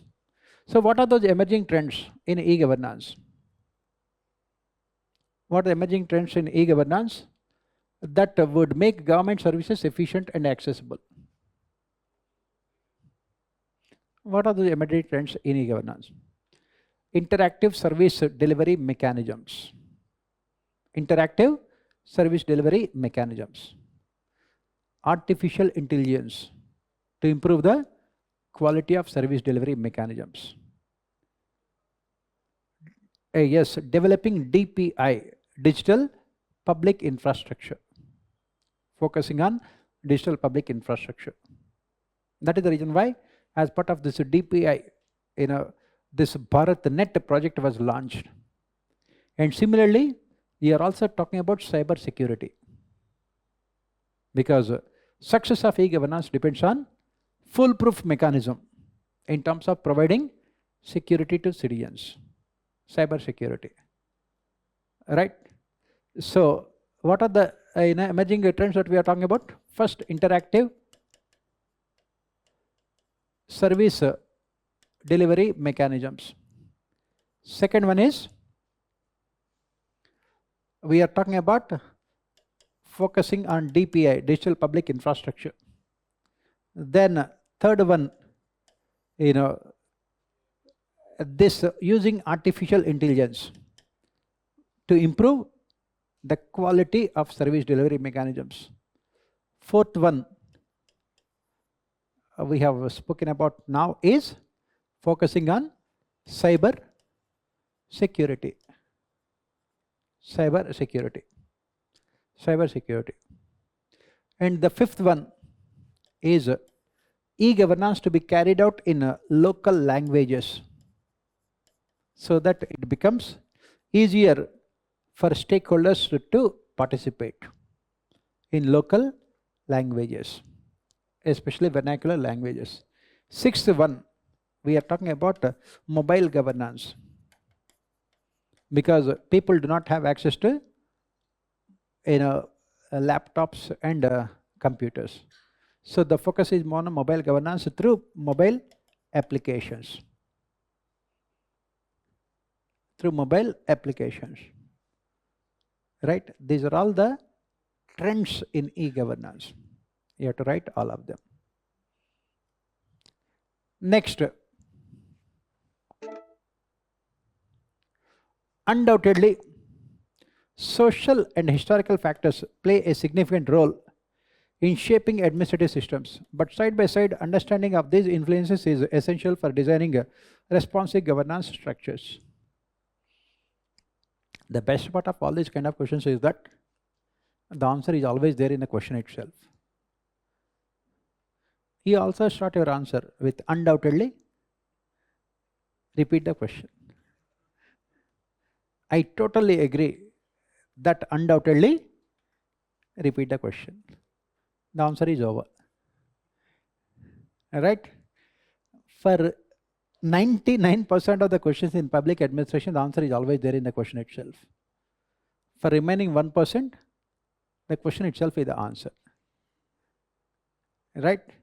If you have basic knowledge about public administration, basic knowledge means lowest level knowledge. I'm not asking for any in-depth analytical skills.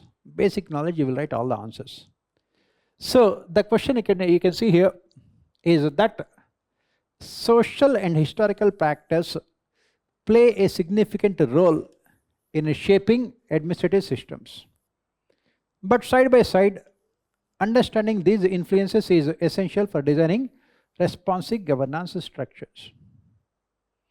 That is what we keep on saying all the time with CPA, comparative public administration. What we say here is that all the time ecology is very important. The question that we have discussed previously. For example, in countries like United Kingdom, citizen charters are very successful. Why? Because the factors are very important, social and historical factors. Historically, in United Kingdom, bureaucracy always considered itself as a true civil servant. That means servant of the people. That is the reason why when they introduced this kind of radical reform like citizen charter, they have implemented it even though it was only a voluntary accountability. Because historically, civil servants are true servants of the people. And the social factors.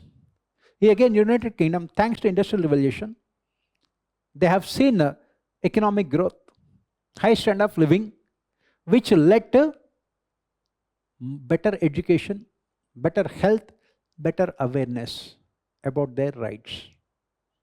And that is the reason why, again, when the citizen charters were announced, they were extremely successful.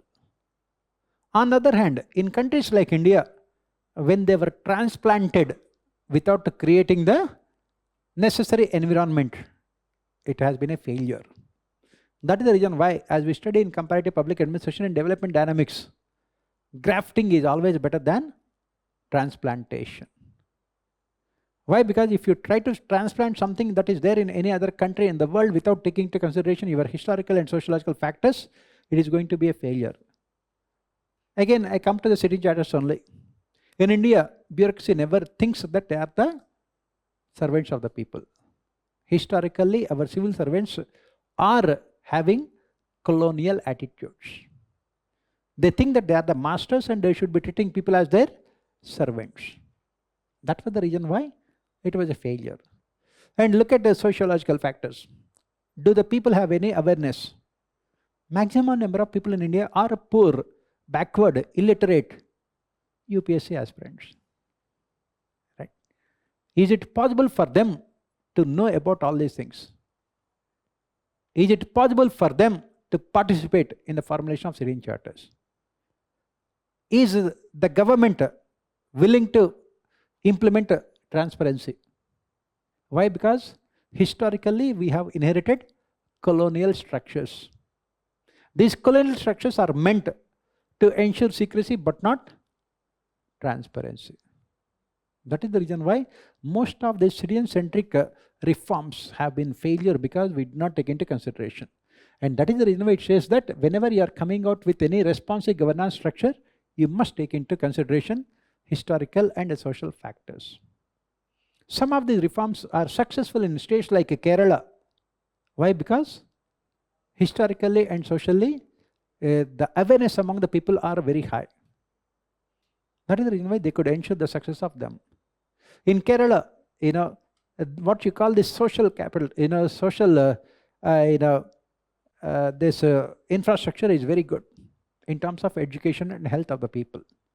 This increased awareness among them. That is the reason why they could make their governments accountable for their performance. On the other hand, if you look at states like Bihar and UP, there is so much of backwardness and poverty that people can never imagine participating also. That is the reason why when you are coming out with governance, give the example of self-help groups. In South India, they are very successful, again because of historical and social factors. These kind of questions you have to answer them with only lots of examples. And that is where we talk about interlinkages between Paper-1 and Indian administration. Right? Again, e-governance. Some state it is successful. NREGA. For example, take the case of a social audit of NREGA. Second ARC and most of the government reports point out about the success of social audit in states like Andhra Pradesh. Why? Because there is awareness among the people. Whereas in other states, you don't find this kind of awareness because historically they are very poor. And socially also, people do not have that kind of awareness and knowledge because of illiteracy and other factors. That is what you have to write for this question. Next, Rick's prismatic model has been criticized as a overly gloomy and a technical complex, but it remains as a useful starting point for comparative public administration research. Basically, we have done so much of criticism of Rick's, and this is one more criticism of Rick's. And towards the end, since Rick's spirit should not cry, come back to earth, we have to talk about contribution of Rick's. Right? What is the criticism of Rick's prismatic model? Extremely complex, because he spoke about political subsystem, economic subsystem, administrative subsystem, social and cultural subsystem.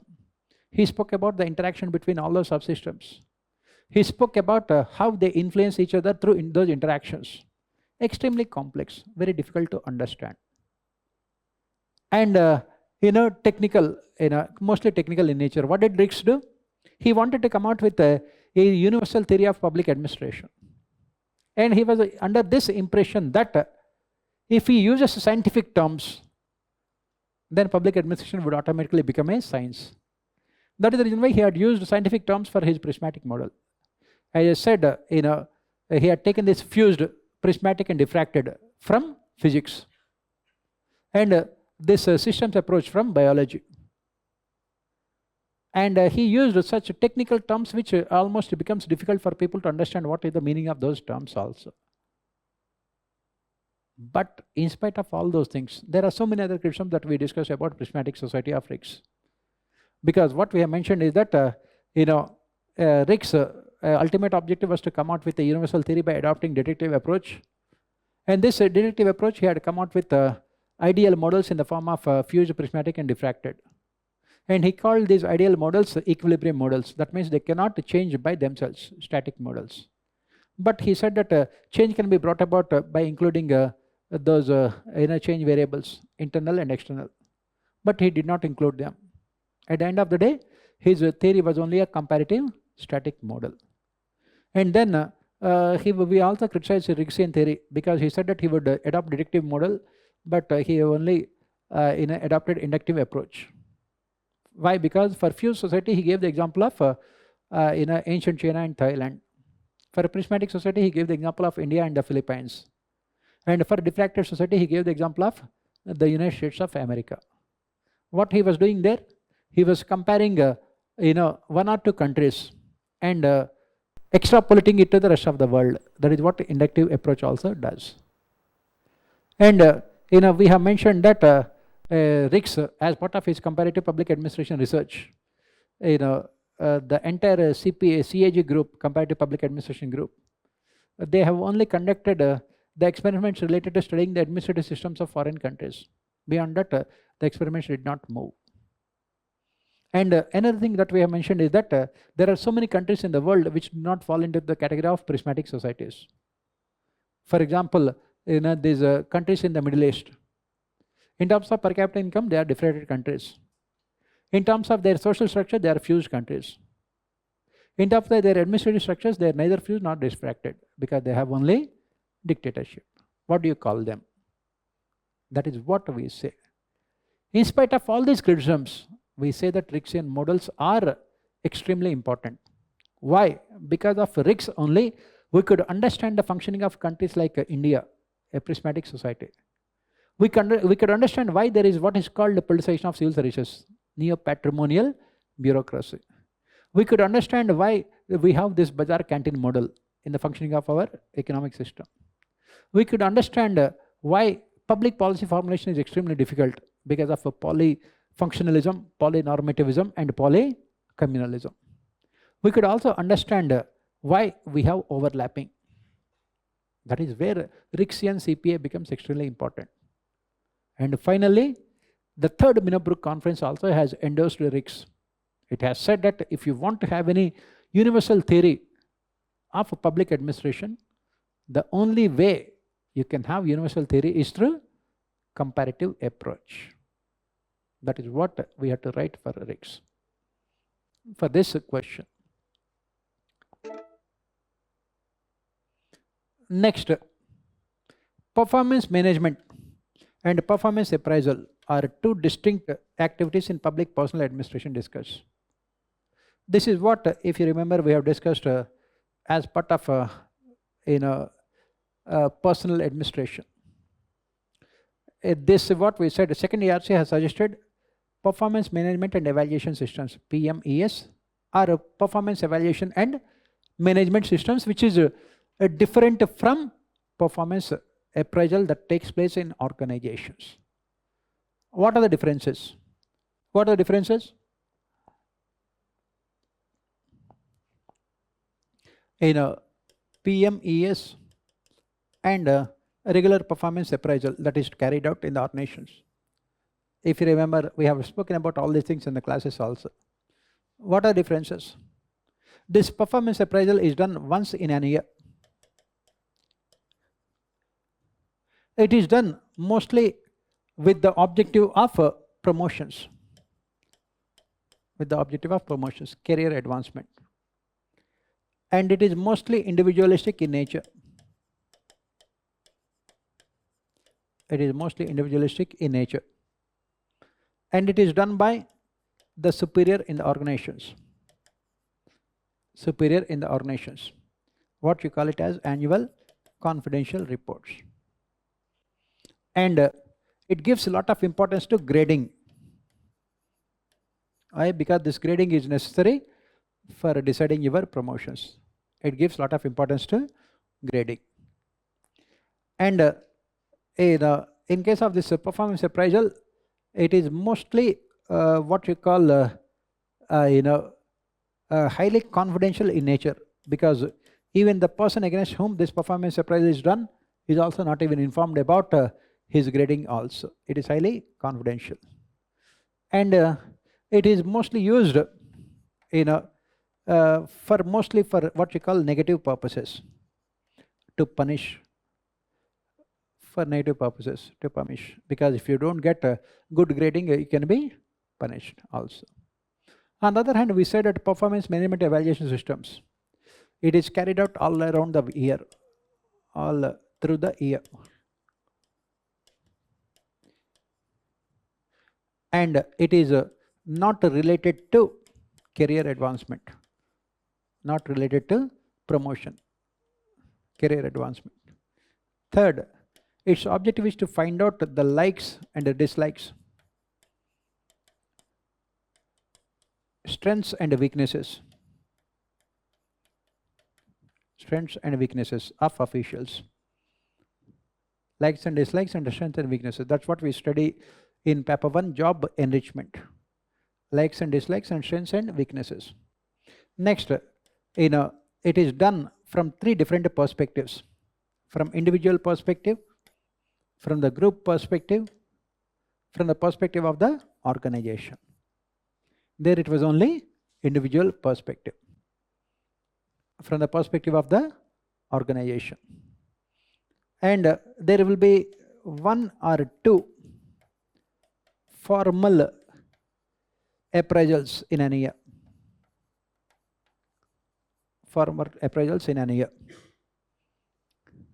Then the person against whom this performance evaluation is done is given an opportunity to evaluate his own performance, self-evaluation. Self-evaluation. He is also given an opportunity to evaluate his own performance evaluation. And then, there is an effective grievance redressal mechanism also. That means if he is not satisfied with the grading given by his superior, he can approach review officer also. And it follows what we call life cycle approach. Life cycle approach.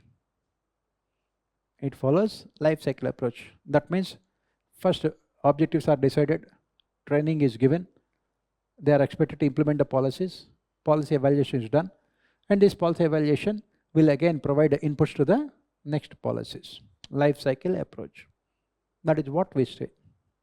All these things are directly picked up from second ERC reports.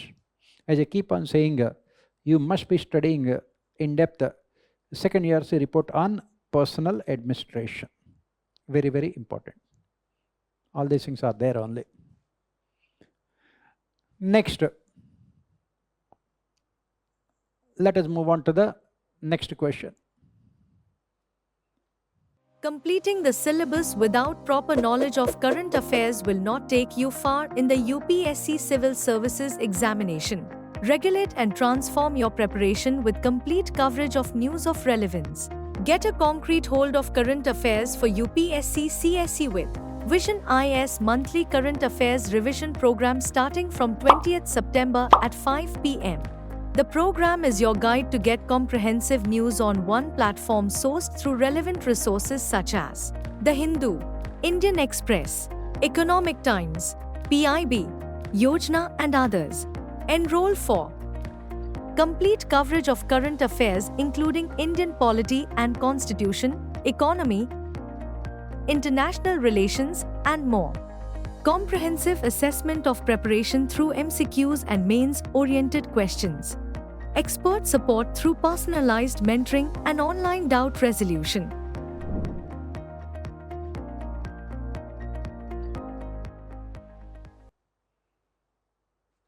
Balancing state intervention.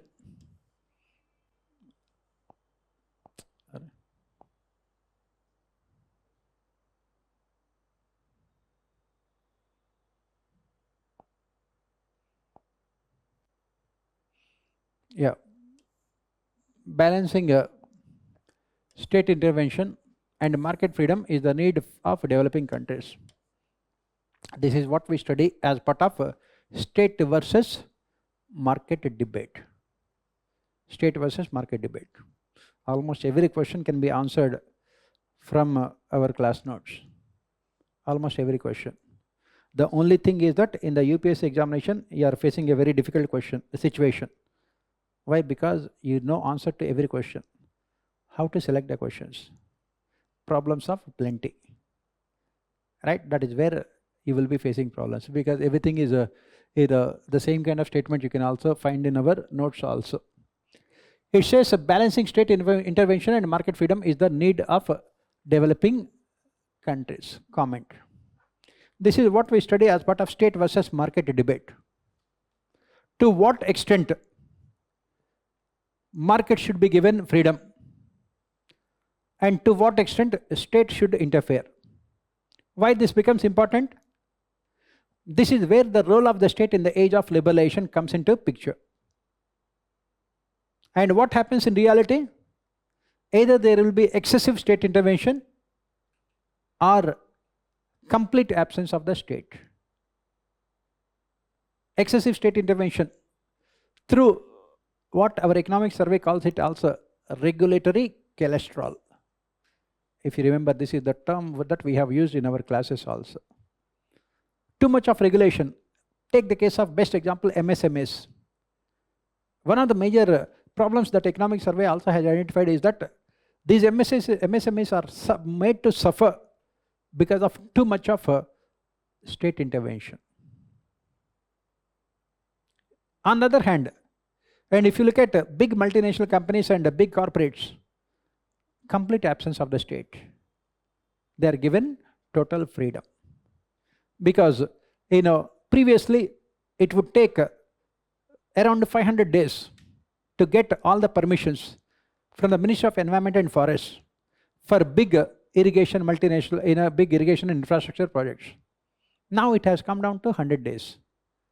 The state is not present where it should have been, and it is present where it should not have been. That is where the problem. And what is the solution we have provided, if you remember, for this problem? The solution we have provided is that there should be state intervention only in case of double market failure. We said that there should be state intervention only in case of what we call double market failure.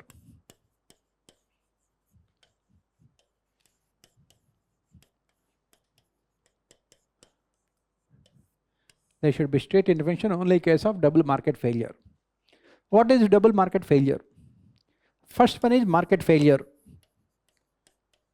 Market failure means basically this emergence of monopolies and oligopolies in the functioning of markets, which lead to the collapse of markets, like stock markets collapsing, which lead to the collapse of markets. Second, failure of regulatory authorities to prevent failure of regulatory authorities to prevent this market failure. SEBI has failed to prevent collapse of stock markets. Competition Commission of India has failed to prevent emergence of monopolies. Telecom Regulatory Authority of India has failed to prevent. Then Central Electricity Regulatory Authority of India has failed to prevent the interests of the consumers. This is what is called double market failure. Double market failure. That is when we need a state intervention. So in a neoliberal state,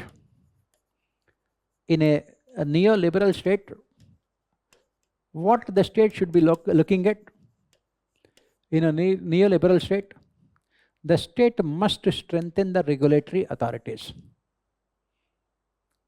give more freedom to them, define their powers, ensure the appointments are made in an impartial, unbiased manner, fix accountability mechanisms, and let these regulatory authorities decide the functioning of markets. And when should the state interfere? State should interfere under these conditions: when the markets have failed, when the regulatory authorities have failed to prevent the market collapses. Otherwise, the state should focus on other activities. As our Prime Minister keeps on saying all the time, the government has no business to be in business. Minimum government and maximum governance. These are all the terms that you can use liberally in your answers.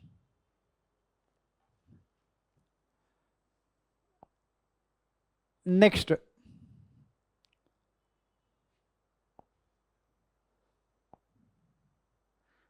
let us move on to the next question.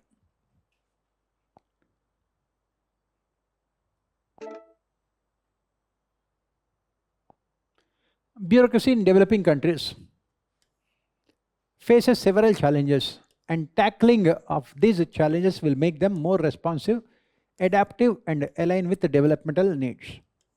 Again, I had given the same question in my test series also, similar question in our test series. The question says that bureaucracy in developing countries faces several challenges, and tackling these will make them more responsive, adaptive, and align with the developmental needs. Discuss. This is a basic topic related to the role of bureaucracy in development. So what are the challenges faced by bureaucracy in developing countries?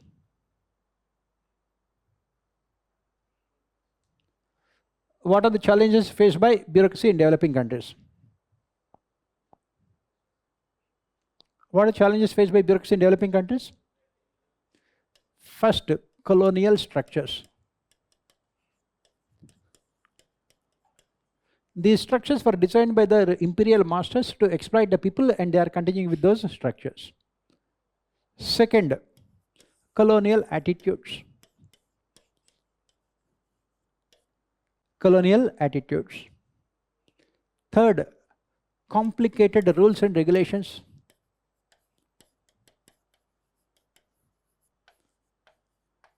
Rules and regulations, complicated rules and regulations. Fourth, high levels of secrecy in administration. High levels of secrecy in administration. Fifth, corruption. These are all the challenges to development. Fifth one is corruption. Next, politicization of civil services.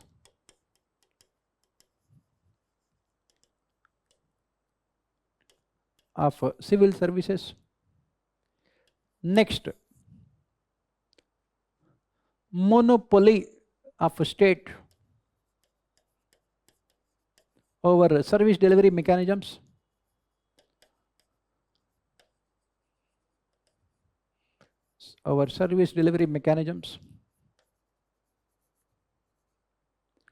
monopoly of state over service delivery mechanisms. Next, lack of awareness among citizens about their rights. Lack of awareness among citizens about their rights. Lack of awareness. Next, centralized and top-down approach to development. Centralized and top-down approach to development. Next, crony capitalism.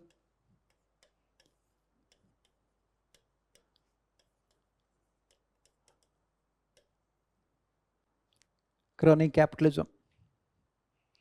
Next, absence of accountability mechanisms.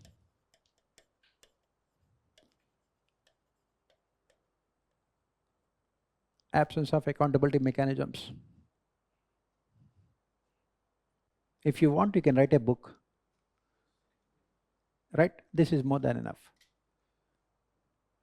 Then go back to the question. That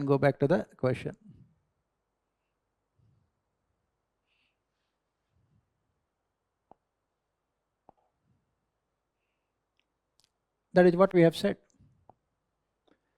Several challenges, and tackling them will make them more responsive, adaptive, and aligned with the development. What should be done? We need to implement administrative reforms. Right? All those reforms. All those reforms. By this time you have become a reformed person also. All those reforms. Right?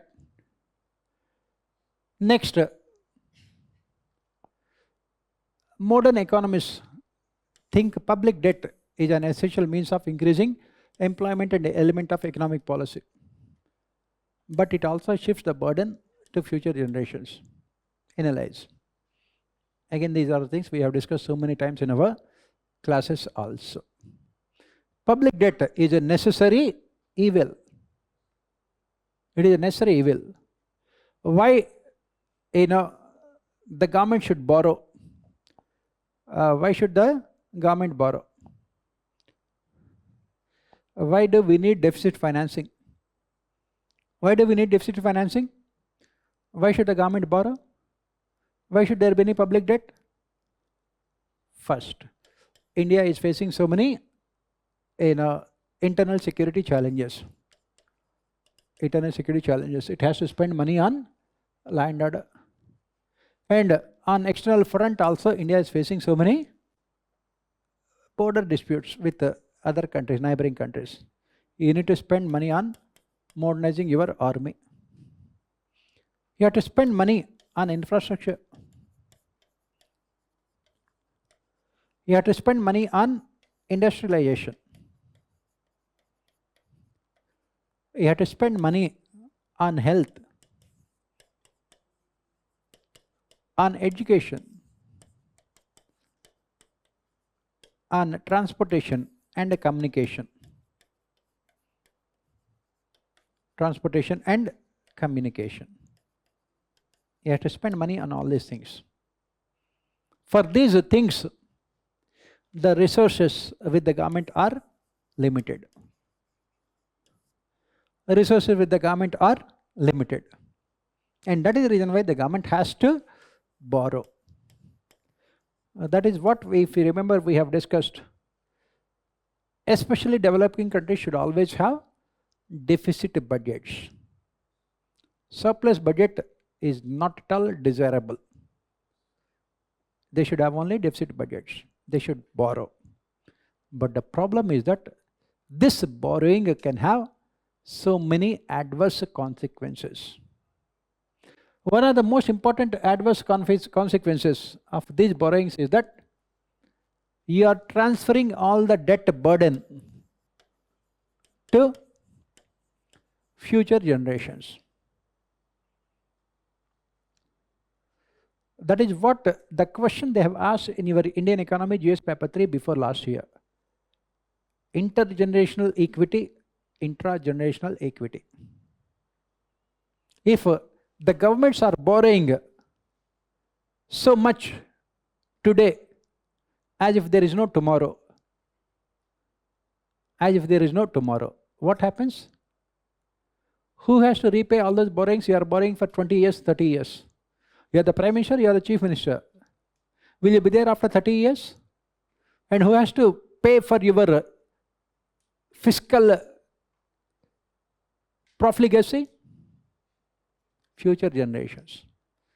They will be spending all their time only on repaying the interest and also the principal amount. Do they have any money to be spent on their own? For example, nowadays if you look at in India, almost every government is giving free subsidies. And how they are giving those free subsidies? Through borrowing. They are borrowing money to provide free subsidies. Who will pay for them? Future generations. That means those who are who have taken birth now, when they become young, they have to spend all their time only on financing the present generation's profligacy. That is the reason why public debt can be extremely dangerous.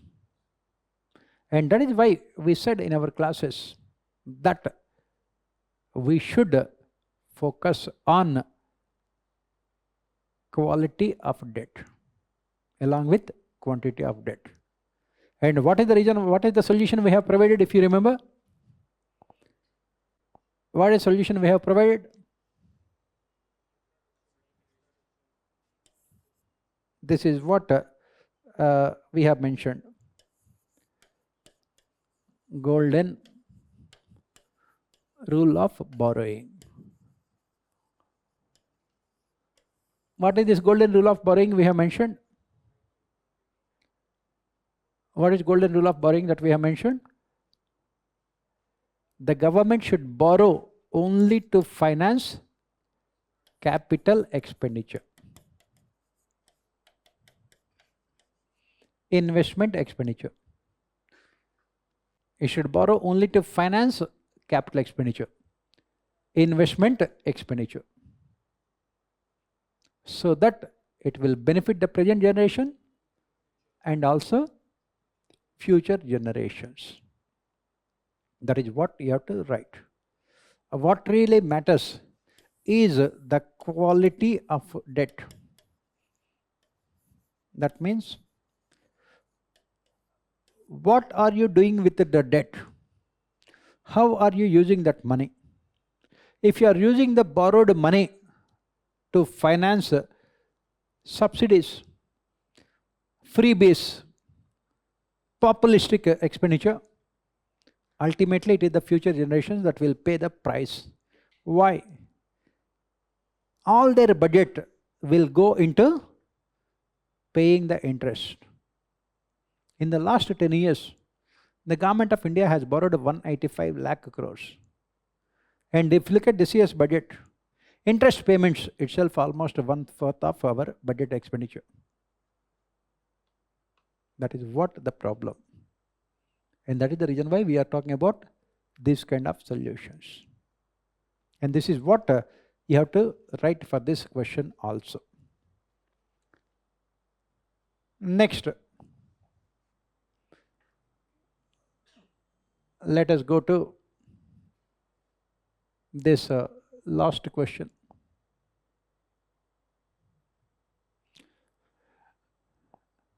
Unless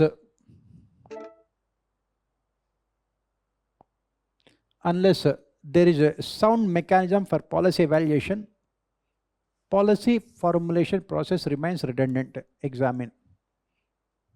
I think I have given this question also for our test series and everything. So this is what we say. This is what we say. What is the reason why public policies are a failure? They are a failure because we don't know whether they are successful or a failure also. Why? Because we don't have any policy evaluation mechanism. For example, I gave you the example of these reservations. Are they successful or a failure? Do we know who are the people who have benefited out of reservations for scheduled castes or scheduled tribes or OBCs? Is there any policy evaluation mechanism? Take the case of free food grains that are given to 80 crore population. Is it a failure or a success? If you look at Niti Aayog reports, 12% of our population is living below poverty line. Then why are we providing 80 crore of our people these free food grains? Why are we providing? Take any of the flagship schemes of the government, e-governance, as we have mentioned. Is it success or a failure? We don't know because we don't have the objectives. That is what we say all the time. Why public policies are a failure? Because we have only systems approach given by David Easton as part of a incrementalist paradigm. And what is the problem with this incrementalist paradigm systems approach? In this approach, politicians first announce policies and never define objectives. And sometimes objectives are defined in a retrospective manner. Take the case of demonetization. The government kept on changing the goalposts. First they said that they wanted to remove black money, reduce the terror activities, eliminate corruption, to move towards cashless economy, to move towards less cash economy. That is where the policies are a failure. You announce the policies and do not define the objectives. On the other hand, in a rationalist paradigm, Herbert Simon, how the decision should be made? First define the objectives, look at the alternatives, evaluate the cost-benefit analysis, and select the best alternative. Implement it, find out it has achieved objectives or not. That is how it should be done. On the other hand, the government announces policies. For example, PM Kisan. You are transferring 6,000 rupees into the accounts of farmers 3 times in a year, 2,000 rupees each. What is the objective? By transferring 6,000 rupees into the accounts of farmers, are you doubling the incomes of farmers in 5 years? What is the objective? That is what the problem is. 99.99% the governments will never announce the policy objectives. Why? They will never announce policy objectives, especially in quantifiable terms. Why? Because then there will be accountability. There will be accountability. On the other hand, when they define policy objectives in more philosophical terms, national health policy, the objective is to ensure universal health to all. What do you mean by that? What kind of this universal health? Physical health, mental health, psychological health, and how do you define health? That is what it is. Right to education, free and compulsory education. What is the quality of education? That is what we say.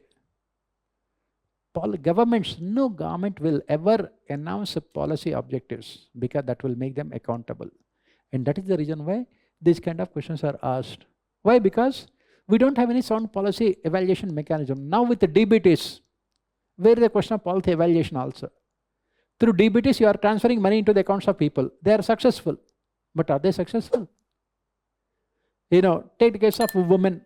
By transferring 1,500 rupees into their accounts, are you empowering the women forever? No. How will you empower women? give them better education, take care of their health, provide opportunities in employment, remove glass ceiling, ensure safety and security. Since the governments cannot do any of these things, give money, transfer money into their accounts. Since you cannot double the farmer's income in 5 years, give 2,000 rupees, 6,000 rupees. That is where the problem is. And what we need is proper policy evaluation mechanisms. And who will be evaluating them? Mostly bureaucracy. Bureaucracy is formulating the policy, they are implementing the policy, they are also evaluating the policy. It is like you are writing the examination, setting the question paper, and UPSC requesting specially to evaluate your own answers also. We don't have any independent policy networks that would evaluate the policies. On the other hand, if NGOs evaluate the policies and provide any accurate information, we call them as working against the national interest. That is what it is. That is where the problem is. For example, in a Sarva Shiksha Abhiyan, in a Pradham, the NGO provides a report, ASER, Annual Status of Education Report. Does the government ever take this kind of report seriously? Never. That is where the problem is. We need independent policy evaluation mechanisms that can provide unbiased, impartial review to the government regarding effectiveness of public policies. More importantly, any policy must define its objectives in quantifiable terms with a time period attached to it, so that evaluation can become more efficient, more productive, more useful also as part of public policy analysis. And this is what you have to write for all these questions. So this is what about the paper. As you can see, after a long time, UPSC has given very conventional, simple, easy paper that even you can people also write. Even you people also can write very easily. Not even a single question is difficult or complicated. Only thing you have to do is understand the question. Automatically you can write best of the answers also, with the basic knowledge of the concepts. And the thinkers, in this paper also, they have asked only 3-4 thinkers. Ricks was asked, and then Taylor was asked, and Elton Mayo, human relations theory was asked, and that's it. No other thinker was also asked. And then Alderfer, Abraham Maslow, that hierarchy of needs, hierarchy theory, and nothing else. They did not ask Simon or MP Foley or any other thinker. Chester Bernard was asked indirectly. That's it. So this is it, and let's hope all the best to all those who have written this year mains.